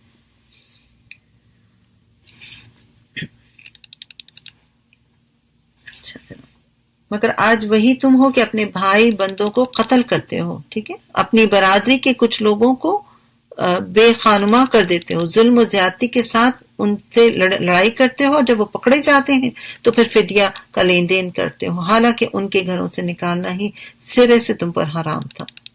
تو کیا تم کتاب کے ایک حصے پر ایمان لاتے ہو اور دوسرے پر کفر کرتے ہو؟ نہیں، یعنی آدھی بات مانتے ہو آدھی نہیں مانتے، جو میں نے ابھی آپ کو بتایا. پھر تم میں سے جو لوگ ایسا کریں گے ان کی سزا اس کے سوا اور کیا ہے کہ دنیا کی زندگی میں ذلیل و خوار ہو کر رہیں اور آخرت میں شدید ترین عذاب کی طرف پھیر دیے جائیں گے. اللہ ان حرکات سے بے خبر نہیں ہے جو کچھ تم کر رہے ہو. یہ وہ لوگ ہیں جنہوں نے آخرت بیچ کر دنیا خرید لی، آخرت کو بیچ دیا اور دنیا خرید لی، لہٰذا ان کی سزا میں کوئی تخفیف یعنی کمی نہیں ہوگی اور نہ انہیں کوئی مدد پہنچے گی. کب کی بات ہو رہی ہے؟ یہ آخرت کے دن کی بات کی جا رہی ہے. ہم نے موسیٰ کو کتاب دی، اس کے بعد پے در پے رسول بھیجے، آخر کار عیسیٰ ابن مریم کو روشن نشانیاں دے کر بھیجا، روح پاک سے اس کی مدد کی. پھر یہ تمہارا کیا ڈھنگ ہے کہ جب بھی کوئی رسول تمہاری خواہشات نفس کے خلاف کوئی چیز لے کر تمہارے پاس آیا تو تم نے اس کے مقابلے میں سرکشی کی، کسی کو جھٹلایا اور کسی کو قتل کر ڈالا. وہ کہتے ہیں ہمارے دل محفوظ ہیں. نہیں، اصل بات یہ ہے کہ ان کے کفر کی وجہ سے ان پر اللہ کی پھٹکار پڑی، اس لیے وہ کم ہی ایمان لاتے ہیں. یعنی انہوں نے اکثر انبیاء کے ساتھ یہی کیا اور عیسیٰ علیہ السلام کے ساتھ بھی انہوں نے یہی کیا. تو وہ کہتے ہیں کہ بس ہم تو موسیٰ علیہ السلام کی ہی بات کو مانیں گے، حالانکہ ان کی بھی وہ باتوں کو پورا نہیں مانتے تھے. تو اللہ تعالیٰ فرمائے یہ سب اس لیے ہوا کیونکہ ان کے کفر کی وجہ سے، انکار کرنے کی وجہ سے، بار بار نافرمانی جب کرتا ہے تو پھر اللہ تعالیٰ اس ایسے شخص کو پھر ہدایت بھی نہیں دیتے ہیں. اور اب جو یہ ایک کتاب اللہ کی طرف سے ان کے پاس آئی ہے، اس کے ساتھ ان کا کیا برتاؤ ہے؟ باوجود یہ کہ وہ اس کتاب کی تصدیق کرتے ہیں جو ان کے پاس پہلے سے موجود تھی، باوجود یہ کہ اس کی آمد سے پہلے وہ خود کفار کے مقابلے میں فتح و نصرت کی دعا مانگا کرتے تھے، مگر جب وہ چیز آ پہنچی جسے وہ پہچان بھی گئے تھے تو انہوں نے اسے ماننے سے انکار کر دیا. دیکھیں یہ بات ہو رہی ہے نبی صلی اللہ علیہ وسلم کی آمد سے پہلے، جب وہ مدینہ میں آنے والے تھے، اس سے پہلے یہودی جو تھے وہ بے چینی سے آپ کا انتظار کر رہے تھے اور دعا مانگا کرتے تھے. اور کفار سے جب بھی ان کی کوئی لڑائی یا کوئی بات ہوتی تو وہ کہتے تھے، یا بلکہ ان کا کہا جاتا ہے کہ ان کا یہ تکیہ کلام تھا کہ ابھی جو چاہو تم کر لو، ہم پہ جتنا ظلم کر لو، جب ہمارا نبی آئے گا تو ہم ان سب ظالموں کو دیکھ لیں گے. اور اہل مدینہ یہ بات سنتے رہتے تھے. اس لیے جب انہیں نبی صلی اللہ علیہ وسلم کے بارے میں معلوم ہوا تو انہوں نے آپس میں کہا کہ دیکھنا کہیں یہ یہودی ہم سے بازی نہ لے جائیں، یعنی ہم سے پہلے یہ ایمان نہ لے کر آ جائیں. لیکن ان کے لیے یہ عجیب ماجرا ہوا کہ وہی یہودی جو نبی صلی اللہ علیہ وسلم کے انتظار میں گھڑیاں گن رہے تھے، ان کے آنے پر سب سے بڑے مخالف بن گئے. وجہ کیونکہ نبی صلی اللہ علیہ وسلم بنی اسرائیل میں نہیں آئے تھے، نازل نہیں ہوئے تھے، نبوت ان کی نسل میں سے نہیں ملی گئی تھی. تو اس وجہ سے وہ ان کے مخالف بن گئے تھے، اور نہ صرف خود مخالف بنے بلکہ اب انہوں نے مشرکین سے دوستی کر لی تھی اور نبی صلی اللہ علیہ وسلم کے خلاف ہو گئے تھے. تو اسی کی طرف یہاں پر اشارہ ہے. تو اللہ تعالیٰ فرماتے ہیں کہ اللہ کی لعنت ان منکرین پر کیسا برا ذریعہ ہے جس سے یہ اپنے نفس کی تسلی حاصل کرتے ہیں کہ جو ہدایت اللہ نے نازل کی ہے اس کو قبول کرنے سے صرف اس ضد کی بنا پر انکار کر رہے ہیں کہ اللہ نے اپنے فضل سے اپنے جس بندے کو چاہا نواز دیا، لہٰذا اب یہ غضب بلائے غضب کے مستحق ہیں اور ایسے کافروں کے لیے سخت ذلت آمیز سزا مقرر ہے. جب ان سے کہا جاتا ہے کہ جو کچھ اللہ نے نازل کیا اس پر ایمان لاؤ تو وہ کہتے ہیں کہ ہم تو صرف اس چیز پر ایمان لاتے ہیں جو ہمارے ہاں یعنی نسل اسرائیل میں اتاری گئی ہے. اس دائرے کے باہر جو کچھ آیا ہے اسے ماننے سے وہ انکار کرتے ہیں، حالانکہ وہ حق ہے اور اس تعلیم کی تصدیق اور تائید کر رہا ہے جو ان کے ہاں پہلے سے موجود ہے. اچھا ان سے کہو اگر تم اس تعلیم ہی پر ایمان رکھنے والے ہو جو تمہارے یہاں آئی ہے تو اس سے پہلے اللہ کے ان پیغمبروں کو جو خود بنی اسرائیل میں پیدا ہوئے تھے کیوں قتل کرتے رہے تھے؟ یعنی ایسا نہیں ہے کہ یہ پہلی دفعہ ہو رہا تھا، بلکہ وہ تو پہلے بھی ایسے ہی کر رہے تھے. تمہارے پاس موسیٰ کیسی کیسی روشن نشانیوں کے ساتھ آئے تھے، پھر بھی تم ایسے ظالم تھے کہ اس کے پیٹھ موڑتے ہی بچڑے کو معبود بنا لیا. پیچھے جو ابھی بات گزری تھی. پھر ذرا اس میثاق کو یاد کرو جو طور کو تمہارے اوپر اٹھا کر ہم نے رکھا تھا. ہم نے تاکید کی تھی کہ جو ہدایت ہم دے رہے ہیں ان کی سختی کے ساتھ پابندی کرو، کان لگا کر سنو. تمہارے اسلاف نے کہا کہ ہم نے سن لیا مگر مانیں گے نہیں. جو طور کے پہاڑ کی بھی پیچھے بات ہوئی تھی. ان کی باطل پرستی کا یہ حال کہ ان کے دلوں میں ان کا بچڑا ہی بسا ہوا تھا. کہو اگر تم مومن ہو تو یہ عجیب ایمان ہے جو ایسی بری حرکات کا تمہیں حکم دیتا ہے. ان سے کہو اگر واقعی اللہ کے نزدیک آخرت کا گھر تمام انسانوں کو چھوڑ کر صرف تمہارے لیے ہی مخصوص ہے، تب تو تمہیں چاہیے کہ تم موت کی تمنا کرو. کیونکہ وہ کہتے تھے نا کہ بس ہاں یہ تو ہمارے لیے ہی ہے سب کچھ آخرت میں، اور جنت تو صرف ہمارے لیے بنائی گئی ہے، تو اللہ تعالیٰ کہہ رہے ہیں پھر تو تمہیں موت کی تمنا کرنی چاہیے، رائٹ؟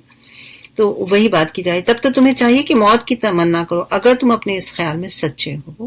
یقین جانو کہ یہ کبھی اس کی تمنا نہیں کریں گے، اس لیے کہ اپنے ہاتھوں جو کچھ کما کر انہوں نے وہاں بھیجا ہے، اس کا تقاضا یہی ہے کہ وہ وہاں جانے کی تمنا نہ کریں، کیونکہ وہ جانتے ہیں جو کچھ وہ کر رہے ہیں وہ غلط کر رہے ہیں، اس لیے وہ کبھی بھی یہ دعا نہیں کر سکتے. اللہ تعالیٰ ان ظالموں کے حال سے خوب واقف ہے، تم انہیں سب سے بڑھ کر جینے کا حریص پاؤ گے. یعنی یہودیوں کو کہا جا رہا ہے کہ بہت زیادہ زندگی کے حریص ہیں، حتیٰ کہ یہ اس معاملے میں مشرکین سے بھی بڑے ہوئے ہیں، right؟ ان میں سے ایک ایک شخص یہ چاہتا ہے کہ کسی طرح 1000 برس جیے، حالانکہ لمبی عمر بہرحال اسے عذاب سے دور نہیں پھینک سکتی. جیسے کچھ اعمال یہ کر رہے ہیں اللہ انہیں دیکھ ہی رہا ہے. اب آپ پیچھے دیکھیں تو آیت 95 میں بھی واللہ علیم بالظالمین، وہاں بھی علم کا ذکر ہے کہ اللہ تعالیٰ ان کی تمام حرکات سے واقف ہے. اور یہاں آپ دیکھیں آیت نمبر 96 میں یہاں بصیر کا ورڈ آیا، رائٹ؟ تو اس کو آپ پچھلی آیات سے کنیکٹ کریں تو پتہ چلتا ہے کہ اللہ تعالیٰ ان کے ہر عمل کو دیکھ رہا ہے. اللہ تعالیٰ بصیر ہے جو تمام جہانوں کے غائب، حاضر اور ہر چیز کو دیکھتا ہے. اپنی انسانوں کی خیانت، آنکھوں کی جو خیانت ہے نا، وہ اس کو بھی دیکھ رہا ہے، وہ اس کو بھی جانتا ہے.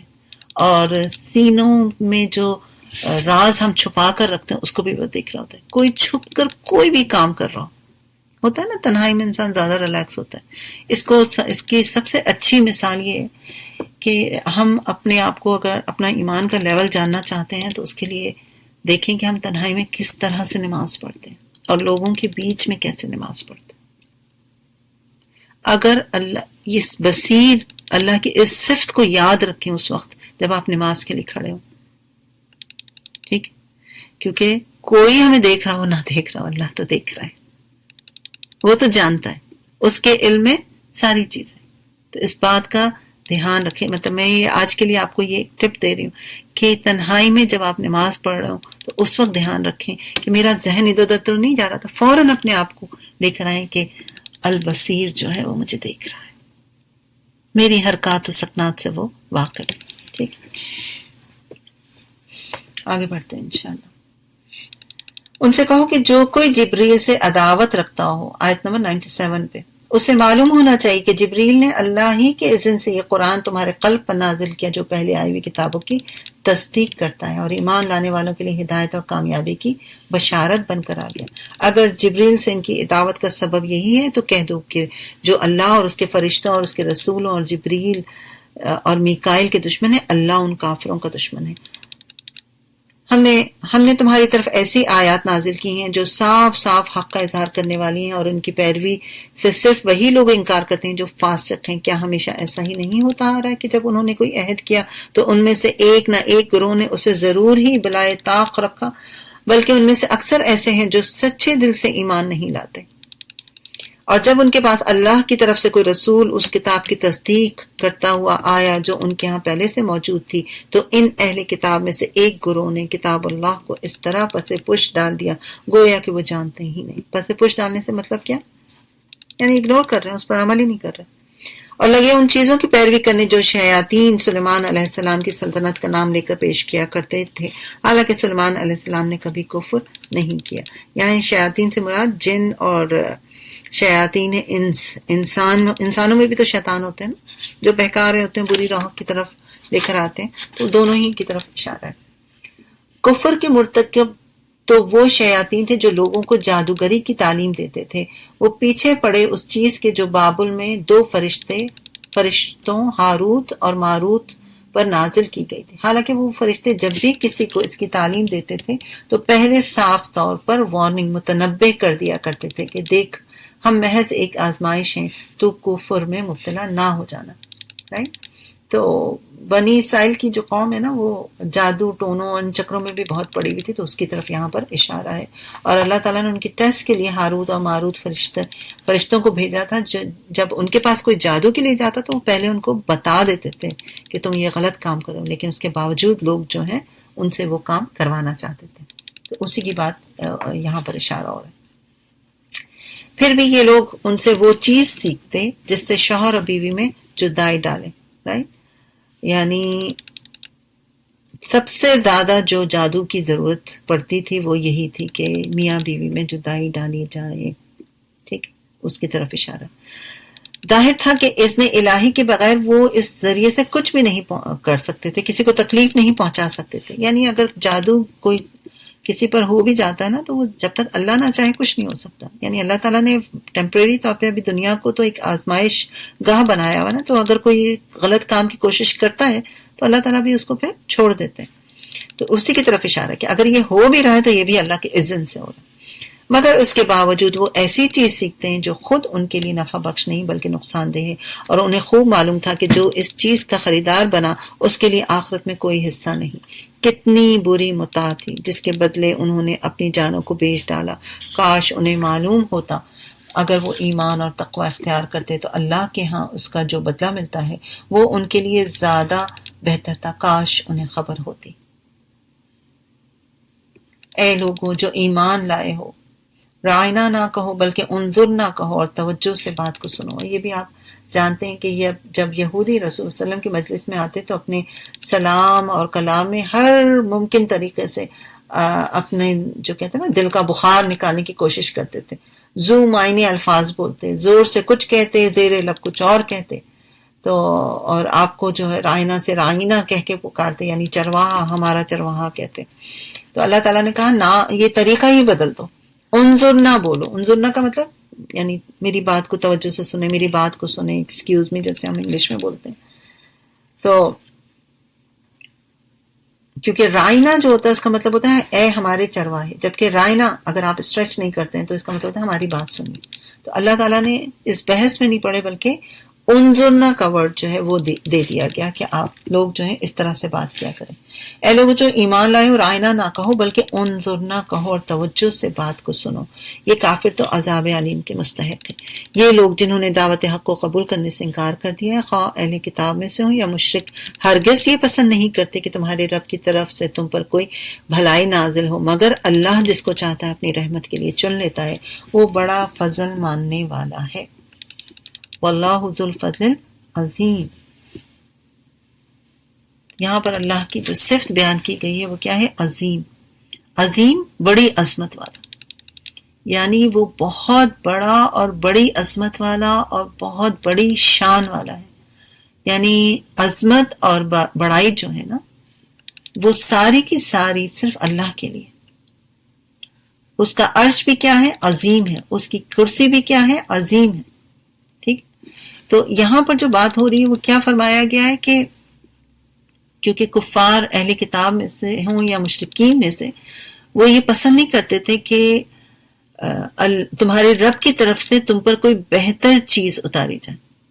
اور مشرکین مکہ میں ابو جہل، ابو لہب، یہ سارے جو بڑے بڑے سردار تھے جو نبی صلی اللہ علیہ وآلہ وسلم سے حسد کرتے تھے کہ اگر وہ آپ کو نبی تسلیم کر لیتے ہیں تو ان کی سرداری جو ہے وہ نبی صلی اللہ علیہ وسلم پر منتقل ہو جائے گی نا. اب سوچیں نا، یہ سارے سردار تھے، لیکن جو ایمان لے کر آ گیا اس نے پھر کیا کرنا ہے؟ نبی صلی اللہ علیہ وسلم کی سرداری کو قبول کرنا ہے. تو وہ اس بات سے حسد کرتے تھے. اور یہی بات جو ہے دوسری طرف اہل کتاب کی بھی تھی، جو امید لگا کر بیٹھے ہوئے تھے کہ بنی اسرائیل میں سے آخری نبی آئیں گے، اور جب یہ نہیں ہوا تو وہ حسد میں جلنے لگے. تو اللہ تعالیٰ یہاں پر واضح طور پر فرما رہے ہیں کہ وہ اپنی رحمت کے لیے جس کو چاہتا ہے اپنی نعمت جو ہے دیتا ہے، کیونکہ وہ بڑا فضل فرمانے والا ہے. اس کے فضل کو کوئی اور نہیں لے سکتا. وہ جس پر چاہتا ہے اپنا یہ فضل نازل فرما دیتا ہے. اور یہ اشارہ ہے نبی صلی اللہ علیہ وآلہ وسلم کی نبوت کی طرف. ٹھیک ہے. تو اس سے ہمیں کیا سبق ملتا ہے؟ دنیا میں بھی ہم دیکھتے ہیں کہ کسی کو کوئی اللہ تعالیٰ کی تقسیم الگ الگ ہے. کسی کو کوئی نعمت بڑی نعمت میں دی ہوئی ہے، کسی کو چھوٹی نعمت میں دی ہوئی ہے. تو بجائے حسد کرنے کی کیا ضرورت ہے؟ کرنے کا کیا کام؟ اس رب سے ہی مانگ لیں جو عظیم ہے، بجائے یہ کہ اس بندے سے حسد کیا جائے جس کو اللہ نے دیا ہوا ہے وہ نعمت، اور انسان سوچے کہ اس کو کیوں دیا ہوا ہے، اور حسد کا مطلب یہ ہوتا ہے کہ پھر انسان یہ چاہتا ہے کہ اس سے چھن کے مجھے مل جائے. نہیں، بہتر یہ ہے کہ اس رب سے ہی مانگ لے جو خود عظیم ہے، جو نعمتیں دینے والا ہے. رائٹ، اس سے اب سمجھ میں آتا نا. ورنہ یہاں پر آپ سوچیں اللہ تعالیٰ رؤوف الرحیم بھی لا سکتے تھے، رحمان الرحیم بھی لا سکتے تھے، لیکن چونکہ یہاں پہ ایک خاص نعمت کی ذکر ہو رہا ہے تو یہاں پر اللہ کی صفت عظیم بھی آئی ہے. آگے دیکھیں اگلی آیت میں 106 میں، ہم اپنی جس آیت کو منسوخ کر دیتے ہیں یا بھلا دیتے ہیں اس کی جگہ اس سے بہتر لاتے ہیں، یا کم از کم ویسی ہی. کیا تم نہیں جانتے ہو کہ اللہ تعالیٰ ہر چیز پر قدرت رکھتا ہے؟ کیا تمہیں خبر نہیں ہے؟ اچھا، یہاں بھی ان اللہ علی کل شیء قدیر، یعنی اللہ تعالیٰ کی قدرت کا ذکر. اب ان کا یہ بھی ہوتا تھا نا کہ یہ اللہ تعالیٰ نے کچھ آیات کو کیوں منسوخ کر دیا، تو اس پہ بات ہو رہی ہے کہ اللہ تعالیٰ قادر ہے، رائٹ، وہ قدیر ہے، وہ جو چاہے جیسے چاہے کر سکتا ہے، اس کو کوئی بھی بدل نہیں سکتا. اب دیکھیں قدیر جو ہے نا، اس سے ملتے جلتے دو نام اور بھی ہمیں ملتے ہیں، ایک قادر اور ایک مقتدر بھی ہوتا ہے. تو اللہ سبحانہ تعالیٰ قادر ہے، یعنی وہ مکمل قدرت رکھنے والا ہے. اگر وہ قدیر کے لیے استعمال ہو رہا ہے تو وہ دائمی قدرت رکھنے والا ہے، ٹھیک ہے. اور اگر وہ مقتدر کس ورڈ میں استعمال ہو رہا ہے تو وہ اقتدار والا ہے، ٹھیک ہے. تو یہاں پر جو ہے قدیر کے معنی میں ہے، یعنی وہ دائمی قدرت رکھنے والا ہے. اس کا مطلب یہ ہوا کہ اس کی مرضی کہ وہ آیات کو منسوخ کرے، نئی لے کر آئے، پرانی کو جو ہے ہٹا دے، یا اس میں کوئی تبدیلی کر دے، یا اس کے اندر کوئی چینجنگ لے کر آ جائے. کون ہے جو اس سے پوچھے گا؟ رائٹ. آپ دنیا میں بھی اگر ہم دیکھیں تو ایک پولیس والے سے ہم آرگو نہیں کر سکتے کہ جی جناب یہ قانون کیوں بنایا گیا، یہ قانون تو غلط ہے. ہم تنہائی میں بیٹھ کے، لوگوں میں بیٹھ کے تو یہ بات کر سکتے ہیں، لیکن ہم قانون کو نہیں چینج کر سکتے. تو یہ تو اللہ کا قانون ہے، ٹھیک ہے. اس سے اللہ تعالیٰ کی قدرت کا اندازہ ہوتا ہے کہ وہ کتنا قادر ہے. آگے دیکھیں آیت نمبر 107 میں،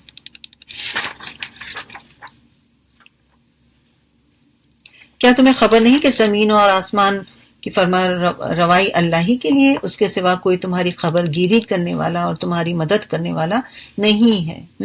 یہاں پر اللہ تعالیٰ کی دو صفات اور بیان کی گئی، ولی اور نصیر. رائٹ، یعنی وہ چونکہ دیکھیں اس کو آپ دوبارہ دیکھیں، الم تعلم ان اللہ لہ ملک السماوات والارض، کیا تم نہیں جانتے کہ آسمان اور زمین کی بادشاہی اللہ ہی کے لیے، جبکہ وہ مالک کے ملک ہے. تو کیا اسے یہ اختیار نہیں کہ وہ کسی حکم کو منسوخ کر دے، یہ پچھلی آیت سے کنیکٹڈ ہے، ٹھیک ہے نا، یا تبدیل کر دے.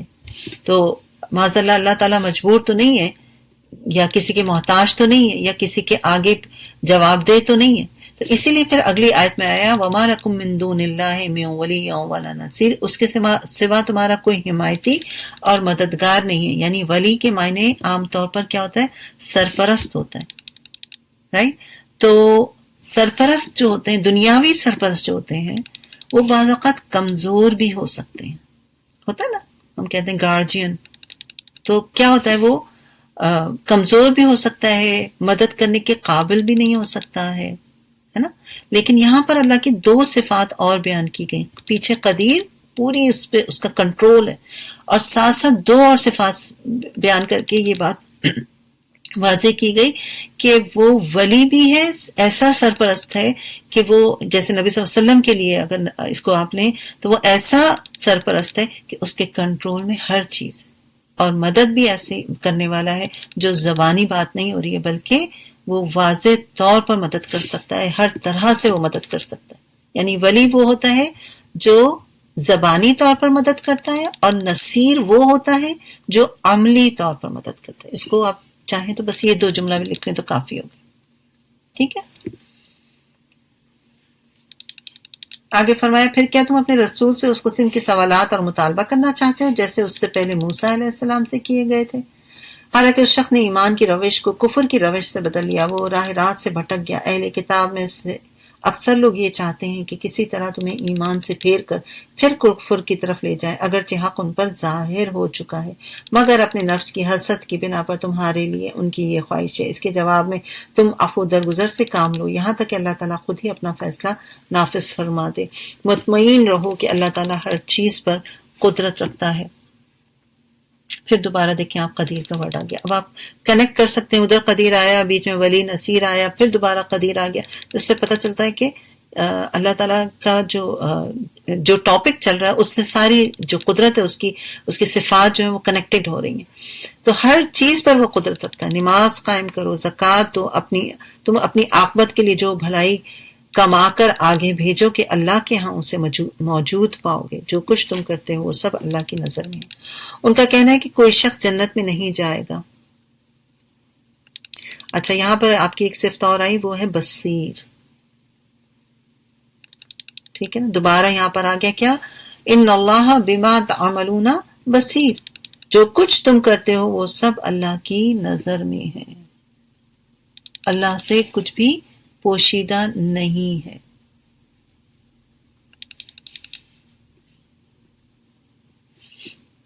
ان کا کہنا ہے کہ کوئی شخص جنت میں نہ جائے گا جب تک کہ وہ یہودی نہ ہو یا عیسائیوں کے خیال کے مطابق عیسائی نہ ہو۔ ان کی یہ ان کی تمنائیں ہیں۔ ان سے کہو اپنی دلیل پیش کرو اگر تم اپنے دعوے میں سچے ہو۔ دراصل نہ تمہاری کچھ خصوصیت ہے نہ کسی اور کی، حق یہ ہے کہ جو بھی اپنی ہستی کو اللہ کی اطاعت میں سونپ دے اور عملاً نیک روش اختیار کرے، اس کے لیے اس کے رب کے پاس اس کا اجر موجود ہے، اور ایسے لوگوں کے لیے کسی خوف یا رنج کا کوئی موقع نہیں ہوگا۔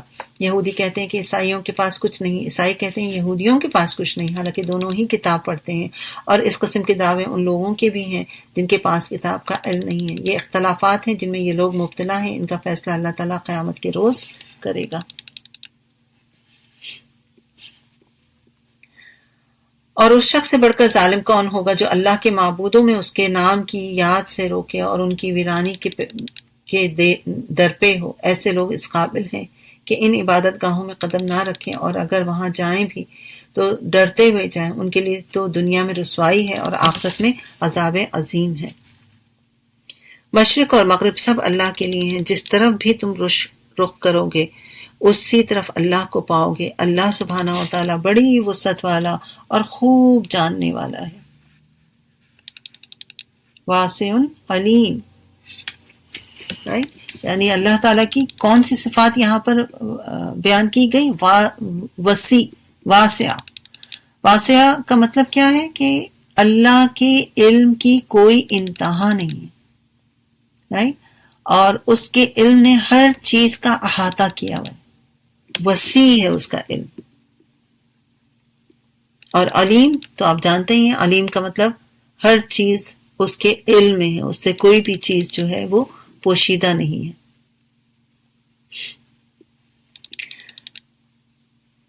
ان کا قول ہے کہ اللہ نے کسی کو بیٹا بنایا، اللہ پاک ہے ان باتوں سے۔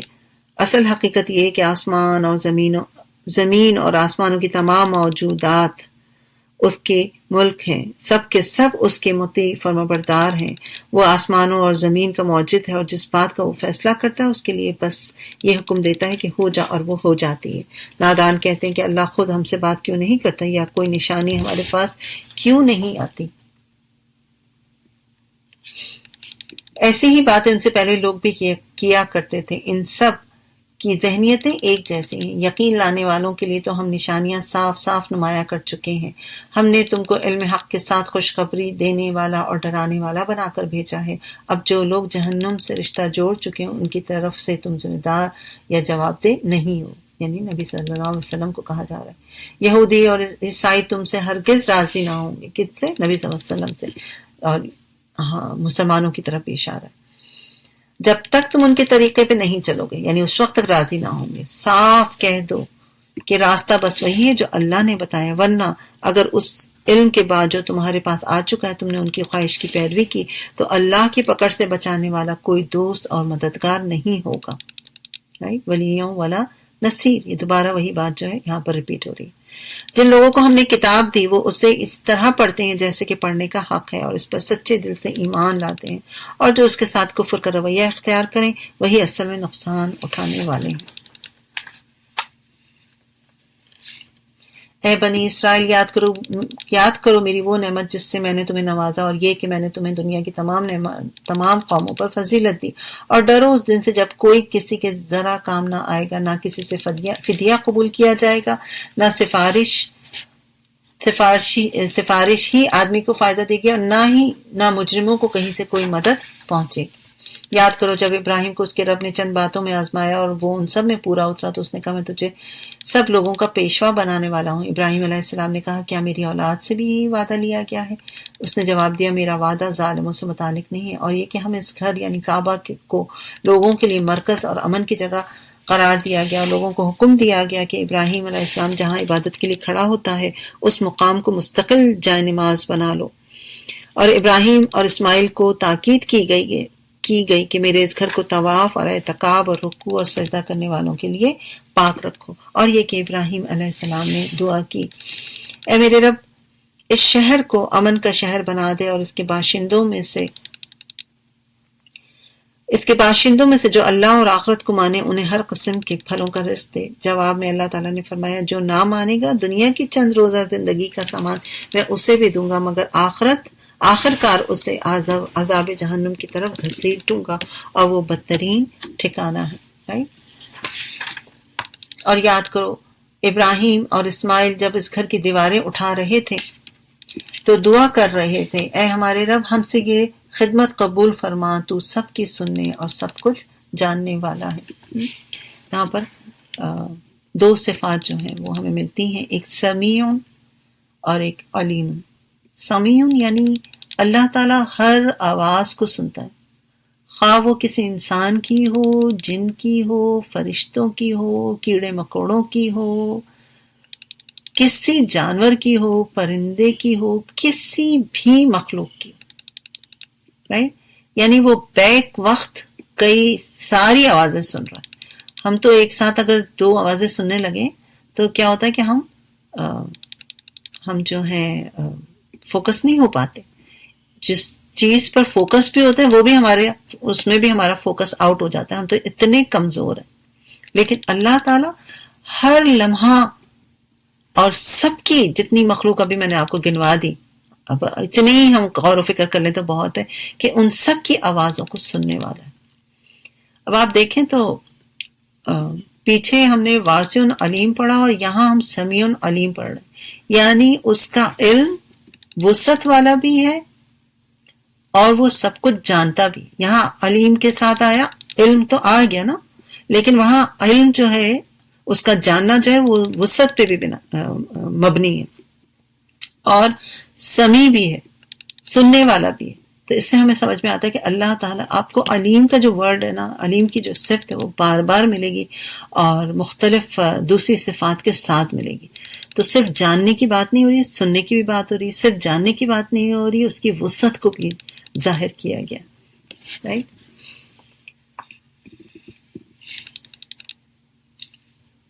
آگے دیکھیں اگلی آیت میں،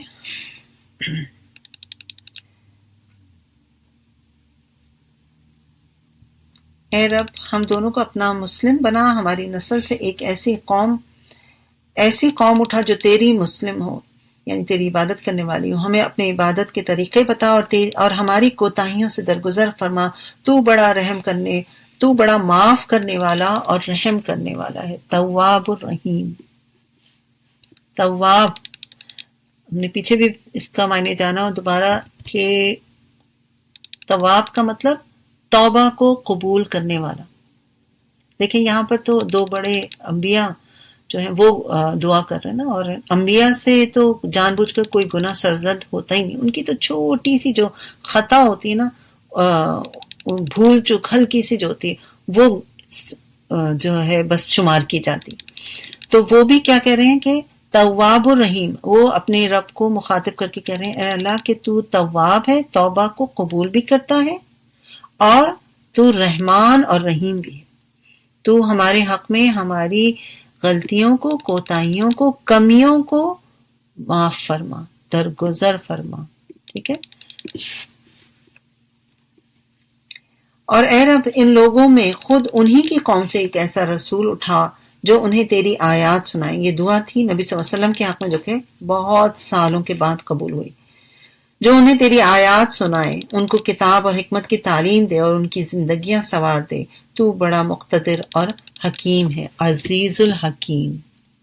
عزیز کا مطلب ہوتا ہے عزت والا، غلبے والا، قوت والا، وہ جس پر کوئی غالب نہ آ سکے. رائٹ. شدید، قوی. غلبے کا ورڈ جو ہے نا، مجھے لگتا ہے عزیز کو بہت زیادہ یہ واضح کرتا ہے، کسی چیز پر ہولڈ ہونا.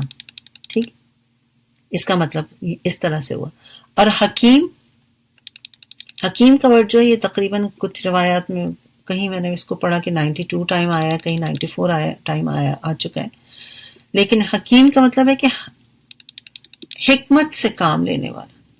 یعنی اب آپ ان دونوں کو ساتھ دیکھ رہے ہیں نا، عزیز الحکیم. ایک طرف وہ زبردست بھی ہے اور دوسری طرف یہ ہے کہ یعنی اس کا غلبہ بھی ہے. غلبے اپنے لفظوں میں سمجھیں. ایک طرف اس کا غلبہ بھی ہے، اور غلبے کا مطلب یہ ہوتا ہے کہ کوئی کچھ بھی کر لے. اگر کسی کا کسی پر غلبہ ہو، سپوز آپ سوچیں کہ آپ کے کنٹرول میں کوئی چیز ہے جو آپ کے کنٹرول میں، کسی اور کے کنٹرول میں نہیں ہے، تو انسان اس کا مس یوز بھی کر لیتا ہے. لیکن اللہ تعالیٰ عزیز ہونے کے ساتھ ساتھ حکیم بھی ہے. صرف یہ نہیں کہ غلبہ ہے تو جو چاہے بندے کے ساتھ کر لے، اس کو کون پوچھے گا، ہے نا. وہ ناانصافی نہیں کرتا، وہ حکمت کے ساتھ چلتا ہے. سمجھ رہے ہیں؟ اب کون ہے، آگے بڑھیے 130 پر. اب کون ہے جو ابراہیم کے طریقے سے نفرت کرے، جس نے خود اپنے آپ کو حماقت اور جہالت میں مبتلا کر لیا، اس کے سوا کون یہ حرکت کر سکتا ہے. ابراہیم تو وہ شخص ہے جس کو ہم نے دنیا میں اپنے کام کے لیے چن لیا تھا، اور آخرت میں اس کا شمار صالحین میں ہوگا. اس کا یہ حال تھا کہ جب اس کے رب نے اس سے کہا مسلم ہو جا، اس نے فوراً کہا میں مالک کائنات کا مسلم ہوتا ہوں. اسی طریقے پر چلنے کی ہدایت اس نے اپنی اولاد کی تھی، اور اس کی وصیت یعقوب علیہ السلام اپنی اولاد کو کر گئے. انہوں نے کہا کہ میرے بچوں، اللہ نے تمہارے لیے یہی دین پسند کیا ہے، لہذا مرتے دم تک مسلم ہی رہنا. پھر کیا تم اس وقت موجود تھے جب یعقوب اس دنیا سے رخصت ہو رہے تھے؟ انہوں نے مرتے وقت اپنے بیٹوں سے پوچھا بچوں، میرے بعد تم کس کی بندگی کرو گے؟ ان سب نے جواب دیا ہم اسی ایک اللہ کی بندگی کریں گے جسے آپ نے اور آپ کے بزرگوں یعنی ابراہیم، اسماعیل اور اسحاق علیہ السلام نے مانا، اللہ مانا، اور ہم اسی کے مسلم ہیں.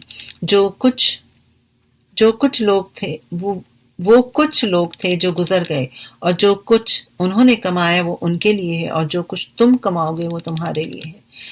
تم سے یہ نہیں پوچھا جائے گا کہ وہ کیا کرتے تھے.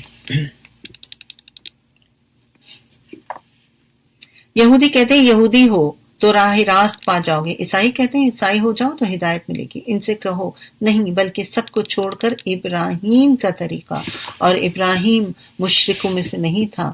مسلمانوں کہو کہ ہم ایمان لائے، آمنا باللہ، کہو کہ ہم ایمان لائے اللہ پر اور اس ہدایت پر جو ہماری طرف نازل ہوئی ہے، اور جو ابراہیم، اسماعیل، اسحاق، یعقوب اور اولاد یعقوب کی طرف نازل ہوئی تھی، اور جو موسیٰ اور عیسیٰ اور دوسرے تمام پیغمبروں کو ان کے رب کی طرف سے دی گئی تھی. ہم ان کے درمیان کوئی تفریق نہیں کرتے، اور ہم اللہ کے مسلم ہیں، یعنی ہم اللہ کے بندے ہیں. پھر اگر وہ اسی طرح ایمان لائیں جس طرح تم لائے ہو تو ہدایت پر ہیں، اور اگر اس سے منہ پھیر لیں تو کھلی بات ہے کہ وہ ہٹ دھرمی میں پڑ گئے. لہذا اطمینان رکھو کہ ان کے مقابلے میں اللہ تمہاری حمایت کے لیے کافی ہے. وہ سب کچھ سنتا اور جانتا ہے. وَهُوَ السَّمِيعُ الْعَلِيمُ.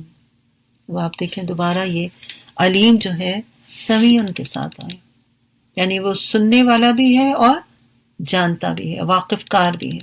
یعنی اللہ تعالیٰ مومنین اور کفار کے اقوال کو سنتا ہے، کیونکہ وہ کیا کہہ رہے ہیں تم یہودی بن جاؤ تم کامیاب ہو جاؤ گے، تم عیسائی بن جاؤ تم کامیاب ہو جاؤ گے. ٹھیک، تو اللہ تعالیٰ یہاں پر فرما رہے ہیں کہ مومنین اور کافر سب کے اقوال کو اللہ تعالیٰ سنتا ہے، ان کی نیتوں سے واقف ہے، ہر ایک کو اس کے کیے کی جزا ملے گی. اور یہ صرف جو بیان کی گئی اس کا مقصد یہ ہے نبی صلی اللہ علیہ وسلم کو اطمینان دلانا کہ آپ کی جو مخالفتیں ہو رہی ہیں، آپ کے خلاف جو سازشیں ہو رہی ہیں، آپ اس سے پریشان نہ ہوں، کیونکہ اللہ تعالیٰ سمیع علیم ہے، وہ سب کچھ جانتا ہے اور علم رکھتا ہے اور سن رہا ہے.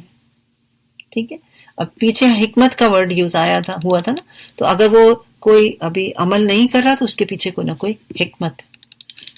صبغت اللہ. کہو اللہ کا رنگ اختیار کرو، اس کے رنگ سے اچھا اور کس کا رنگ ہوگا۔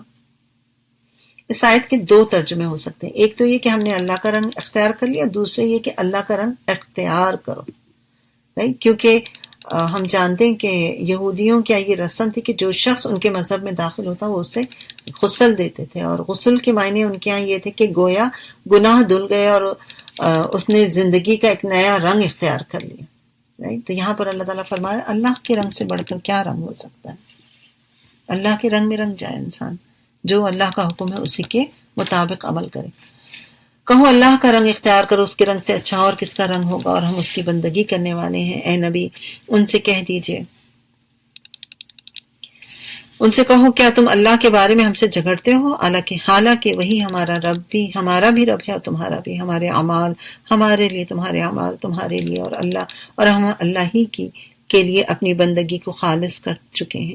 یا پھر کیا تمہارا یہ کہنا ہے کہ ابراہیم، اسماعیل، اسحاق، یعقوب اور اولاد یعقوب سب کے سب یہودی یا نصارہ تھے؟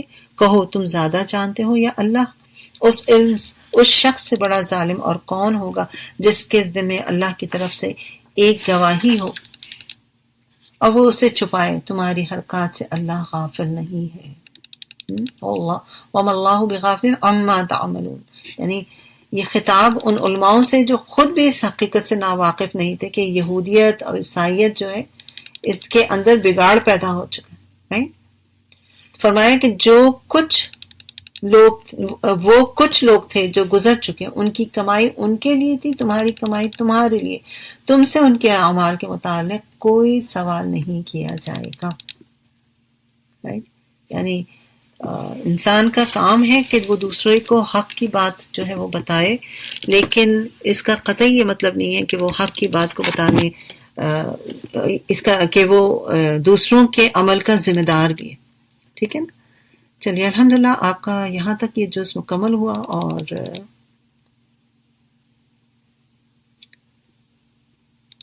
میں آپ کو یہ بتانا چاہتی ہوں، شیئر کر لیا آپ لوگوں نے جس میں سارے اسماء لکھے گئے۔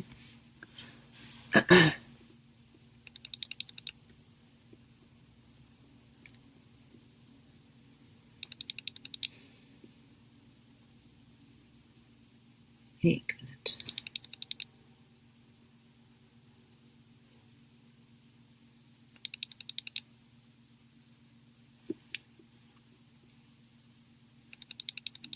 اچھا میرے پاس کچھ بھی نہیں آ رہا یہاں پر، I don't know یہ کیوں نہیں دکھا رہے مجھے، کوئی آپ کے صفات جو ہے وہ نہیں دکھا رہا یہاں پر، میں نے خود بھی سیو کیا تھا۔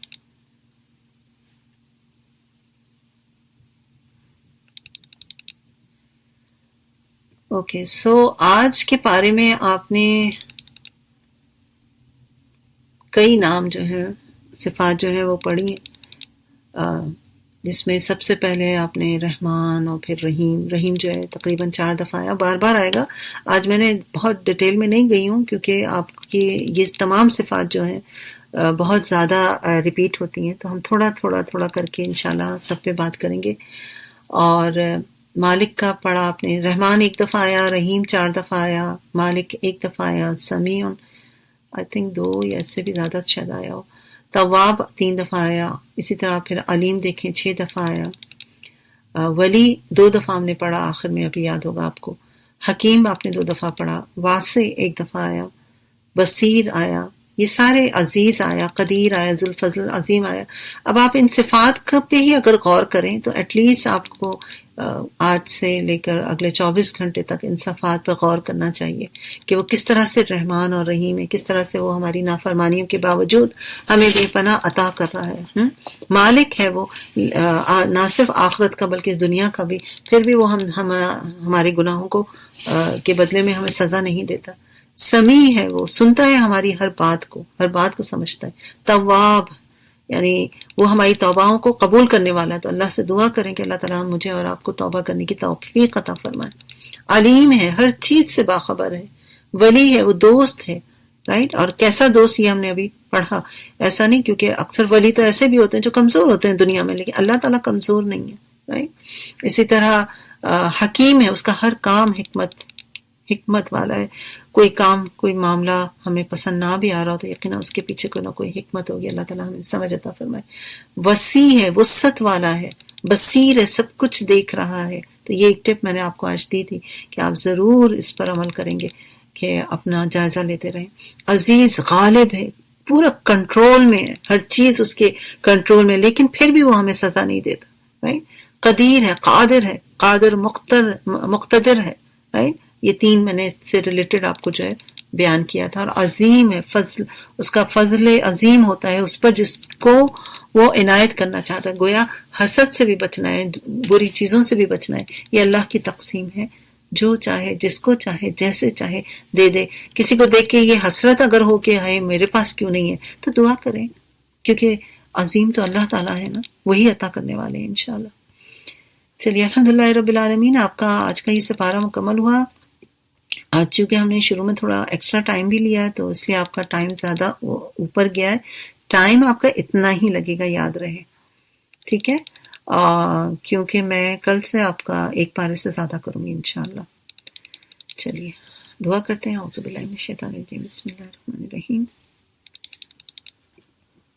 اللہ الرحمن الرحیم. مالک سمیع, یا تواب, یا علیم, یا ولی, یا حکیم, یا واسع, یا بصیر, یا عزیز, یا قدیر, یا ذو الفضل العظیم. یا اللہ تیری ان تمام صفات کا واسطہ دے کے تجھ سے دعا کرتے ہیں کہ ہم نے آج جو کچھ بھی پڑھا ہے اسے قبول فرما اور ان سب پر عمل کرنے کی توفیق عطا فرما, اور ہمیں توفیق عطا فرما کہ ہم تیری صفات کے ذریعے تجھے پہچان سکیں اور ہمارے دلوں میں اور ہمارے عمل میں اتار دے.